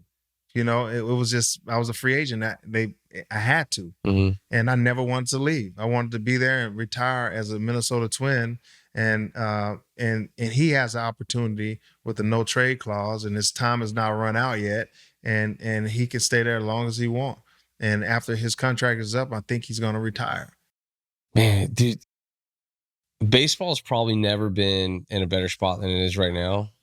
Like I'd say because of the WBC. You know, some of like what Ohtani's done, what the game has grown internationally, but he is too good of a player and he's a generational talent that people need to see on the big stage. Yeah. Like it'll be an absolute shame if we don't get to see him playing in a big spot. How many people tuned in to the WBC of him versus Ohtani? That's the closest thing he's gotten since 2014 when they lost to the Royals. That's the closest thing he's gotten to the really, really big atmosphere. And man, he just does so much for the game and moving the game forward because of how good he is and how likable he is. Like you said, man, like he is like the man. There's not a single guy you'll ever meet that knows him that'll say anything bad about him. And if you do meet somebody that says something bad about him, I'd stay away from that person. Yeah, because they don't know how to judge character. Exactly. And so, man, I really, really hope that either the Angels are able to put together a winner or he goes somewhere where he's able to play deep into October. Yeah. And you never know. You never know what's going to happen in the next couple of years. But right now, I think he's an Angel. Yeah. Another one I got for you. Who is the nastiest pitcher you ever had to face? Roger Clemens. Really? Oh, my God. I didn't like facing Roger Clemens at all. And a guy by the name of Fausto Carmona, who later became Roberto Hernandez. I think he sounded like a big deal under Fausto Carmona, like a 4-year deal. Dude, that could have been your contract. So he was my teammate. And I know. I get called up. And I'll make this brief because I want to get into Roger Clemens, but I get called up and Fausto has been like in the Dominican like all year because of like visa issues because his name's not Fausto, it's Roberto Hernandez. Yeah. And when he gets back, it turns out his name's actually Roberto Hernandez. He's not 31, he's 34. Right. And so Justin Masterson gets the team together, and when he gets back, we have a birthday party for him. But they had 3 birthday cakes, and one of them was his 32nd birthday cake, one of them was his 33rd birthday cake, and one of them was his 34th birthday cake. And we had to sing happy birthday to him 3 times because he was actually 34 and not 31. It was a whole deal. And I was like, man, I don't know this guy. Is he going to be mad? Dude, he freaking loved every second of it, man. He was laughing so hard. He was like, they finally caught me, like all this stuff. I was like, dang, all right, this is a real thing. I mean, can you blame him? Though? No, man, he's just trying to get off the island. Right, he's trying to get off the island, or he's trying to, fend for himself or feed his family or whatever, change bloodlines. And man, I can't fault him for that, No. But my strikeouts I want back. So when you faced the Rocket, who was he with when you faced him? Oh, he was with Yankees. Yankees? When I faced him. He was like, man, maybe his mid-30s. I mean, the guy was throwing 98, 99, maybe even 100 sometimes. Just exploding. His split finger was 93 miles an hour. And it had teeth. That's awesome. And he was a bulldog. He would pitch in and say, "Give me the ball back." Yeah, under your chin. And the bow get it tie. back. Yeah, and you're like, "Oh my God!" And then I think for the first 4 years, I was starstruck because I'm like, "Man, it's the Roger Clemens. Strike 1, strike 2, strike 3. God dog it!" I'm thinking about his fame, And it took me about 4 years to realize, like, man, forget Roger. Let's battle, right? But it was 13 at bats went by, and I had 13 strikeouts. No, you were over Oh 13 with 13 my punches at one God. point? Dang. He put it on me, but I kept going. So he got. Don't he you got, take me out of the game. I want to face Roger. That's awesome. He's got a lot of strikeouts. So So you played with Big O before he went to Boston. Mm-hmm. Do you think Minnesota like missed the boat on him, or do you think something was unlocked in Boston? No, David. Let me tell you about Big O. Big O. Well, Big Big Poppy. Poppy, right? Big Poppy. I like Big O. Big O. We call him Big O in Minnesota. Big O in Minnesota. In 2002, Yeah. he hit 271, something like that. 23 homers, 21 homers, 70 something RBIs. But he missed 3 months. So think about those numbers. He missed 8 to 9 weeks because of a hamate bone. He slid headfirst in Kansas City, broke his hamate bone, but yet came back in the postseason, played well. But look at his numbers. You can look up his numbers. He's hitting like 270 with 21 or 23 with 70 something RBIs. What happens if he's there for 2 months? He would have had 30 and 100. Yeah. Right? David Ortiz was David Ortiz. And when he went to Boston, we had to play him in spring training. Fort Myers, both teams are in Fort Myers. And so we playing Boston Red Sox in spring training, and the media comes to me and say, hey, what do you think of this David Ortiz guy? You know, I know he's with Minnesota. Do you think and he's on the bench. He's not even playing. Mm-hmm. I'm like, your best hitter is on the bench. They was like, no way. I think they said Daba. What's his name? Daba was the best hitter on the team. I'm like, no. David Ortiz is your best hitter. You got him on the bench. So he didn't start that whole season. Then later on, he started playing. He started banging. Then the postseason came. He actually willed them to win the World Series. And then the next year, the same guy, that media guy that came to me, he's like, you told me he was the best hitter on the bench. I told you. I don't know how we released him. David called me. He's tearing up. He's like, man, they released me. I'm like, what? I'm screaming and yelling. And I called the Twins, and I'm like, you just released the best hitter on our team. What's going on? How you release him? Why you didn't trade him? You know? Yeah. And they said he's not the best hitter. He said Matthew LeCroy is. I said, LeCroy in AAA. He's not even here yet. So that's is that the reason they got rid of him? Yeah. They felt It was like LeCroy was the guy. so David was the Big O was blocking him. Yep. Dang. So and we all love LeCroy. LeCroy was a great teammate, but we didn't see him and David Ortiz was two different players. They wasn't the same. David was a hitter, and I couldn't believe we released him. And he was a good friend. Of course, we had some emotional ties to that with Jock Jones, me, LaTroy, Matt Lawton. All of us kind of like went crazy over that release. Not trade him. We released him. We was like, that's the best hitter on the team. I mean, rightfully so, and then man. rest is history. He's now Big Poppy. Man, he is very much Big Poppy. He's loved. You got to see Buxton and Trout as rookies, right? Like you were there in spring training when Bucks was coming up, right? So you got to see that, like they're talking about, like, hey man, we got this kid Byron Buxton, he can play. And you got to see Trout not only in spring training but in the big leagues. And I remember Bucks being talked about. It's like, hey man, this is the most toolsy kid since Trout. Yeah. Do you think Bucks has even yet like come even close to his potential as a player? If Bucks stayed on the field, and he had a healthy year, Buxton would put up ungodly numbers. Buxton has a talent out of this world. He can run faster than most in the league. He can throw, farther than most people in the league. And he has crazy power in that wiry body of his. And if he went out there in 155 games, right, the guy will put up ungodly numbers. He'll hit 40. He'll drive in 100, and he'll hit 300. Still 70. He'll steal 70 bags. And that's him being explosive at the age 30, maybe 31. Do you think whose tool set would you take? Would you take Trout's or Bucks? Outside the health factor is not playing into it. Yeah. But like whose tool set are you taking? You put me on the spot. Whose Come tool? on, that's what I do. Trout has some tools, but Buxton has tools. Yeah. Who's more polished? I think Trout was more polished coming up because he had plate discipline and he had all kinds of tools. As far as arm, Buxton got Buxton him. throw. Yeah, speed, they're probably the same, or even Buxton might have him in speed.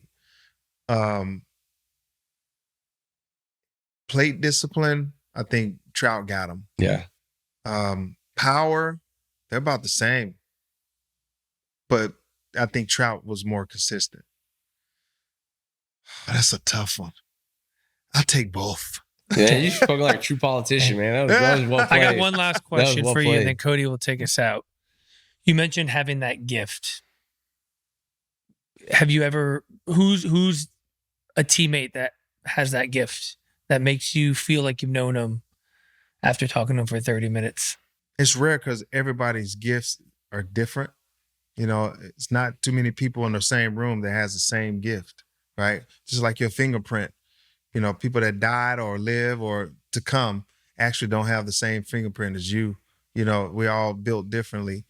So I didn't really see that gift in a lot of clubhouses, but you can see some guys like Kirby Puckett who had this gift of making people feel like they've known him for 30 years and 30 minutes. So Puck was one of them.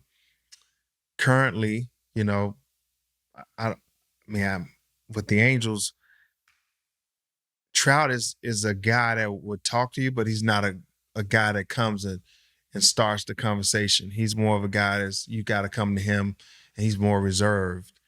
But it's not that many guys in that game, and they don't even look for guys with chemistry in it because you can't analyze it, you can't calculate it, right? It doesn't play a part in their evaluation, and I think it should play a part. I think that's the most important piece. Yes, you got to perform. And you got to put up numbers. But when you get a high value, high character guy, you have to keep him on the team. And there's not too many guys. There's a young kid, which I wish can stay healthy, is Royce Lewis, who has character, high value, high talent, high value, high character, and he's not afraid to come up to you and just have a conversation. I think he has those tools. If he can stay healthy and figure this thing out, I think he's one of the guys that I've seen with great character. I like Royce. Big fan of Royce. Yeah. Well, dude, I can't thank you enough for spending 3 hours with us, just sitting here talking shop. Like, you're like on our Mount Rushmore of guests. You were like one of the first guys that was like, man, when we started doing this thing, we're like, hey man, like, who should we reach out to? And I was like, Torii. And you know, obviously outside of your amazing career, like one of the biggest reasons is because of your gift of, you know, 30 years and 30 minutes, right? Yeah. And, you know, you've left an indelible mark on the game of baseball with guys not only you played with, but guys that you played against. Wow. You were a pleasure to compete against, but And still leaving your mark on the game. With Yeah, the things 100%. you do with the Angels and And- being a great ambassador for the game. Yeah, dude. And Thanks. honestly, I don't know if you ever have any ambition to like manage at the big league level or what, but man, Well, you could do it. Tomorrow I'm managing, Wednesday I'm managing the All-American game, the Field of Dreams series nice. out there Oh, heck with the yeah. East and West, me and Jim Tomey. Dude, I mean, talk that's about another a- 30 minute. That's another 30 years, 30 minutes. Talk about a That's man the of guy. high character. That guy right That's there. the guy, That's- Sean Casey. Hey, you well, know, if you do need some reps for managing, we are putting together a blitzball game. Do you know what blitzball is? So What is it's that? like wiffle ball on steroids. And we are playing to the majors. We're putting together a team. It's going to be us, Luke Croy, We're trying to get Ajax. Chris Davis. Still waiting to hear from Ajax. It normally takes Austin Jackson about 36 hours to to respond call to you a back. text Yeah, message. he was so- in Mexico yesterday. Yeah. So we'll hear back from Ajax, but we got some guys. But we're playing. We're gonna play some like legit blitzballer. So it's like a pros versus Wow. Joes kind of deal. Basically going to be But facing Roger Clemens. you know John Boy Media. Yeah, The John Boy Media. Yeah, so yeah. that's who we're playing. We're playing John Boy. Oh, really? Yeah. And so pros against the Joes. Yeah, so they and got Trevor no Plouffe- chance. Except Trevor in this Plouffe's- case, we're the Joes. Yeah, They're the pros. yeah. We're the Joes. But They're the hey, pros. if you want to play, that's great. I would love for you to play. But if you want to manage, we need a manager. I manage. If you want me to swing something, it would be a golf club. Never a bat again. All right, I'll let you know when we get a charity golf tournament going. But we might need a manager. But man, I can't thank you enough for coming on to the majors. And if you guys enjoy this stuff, if you love this content that we're putting out there, please hit the subscribe button. That's the only way that we can continue to do this and have great guests like Torii on here. And if you're and please hit that like button. And if you are in the DFW area, you have to try Tender Smokehouse. Yes. You guys have 5 locations? We have 5 locations. Five locations. And in the world of barbecue, Texas is king. And Tender Smokehouse is a favorite amongst Texans. So that should speak to its quality. And yeah, who knows? You might see Torii there. I'm not making it because if I was smoking, we'll be out of business. Yeah, but you might see Torii there. You might see me there. You might see KP there. I got a great team. But man, Tender Smokehouse. You're in the DFW area. Original locations in Salina, Frisco, Texas. Arbery, Little Am, Whitesboro, and soon to be in Allen. That baby. Yeah. So if you're in the area, please check out Tender Smokehouse. But yeah, that's another episode of To the Majors. That's a wrap. Thank you, T.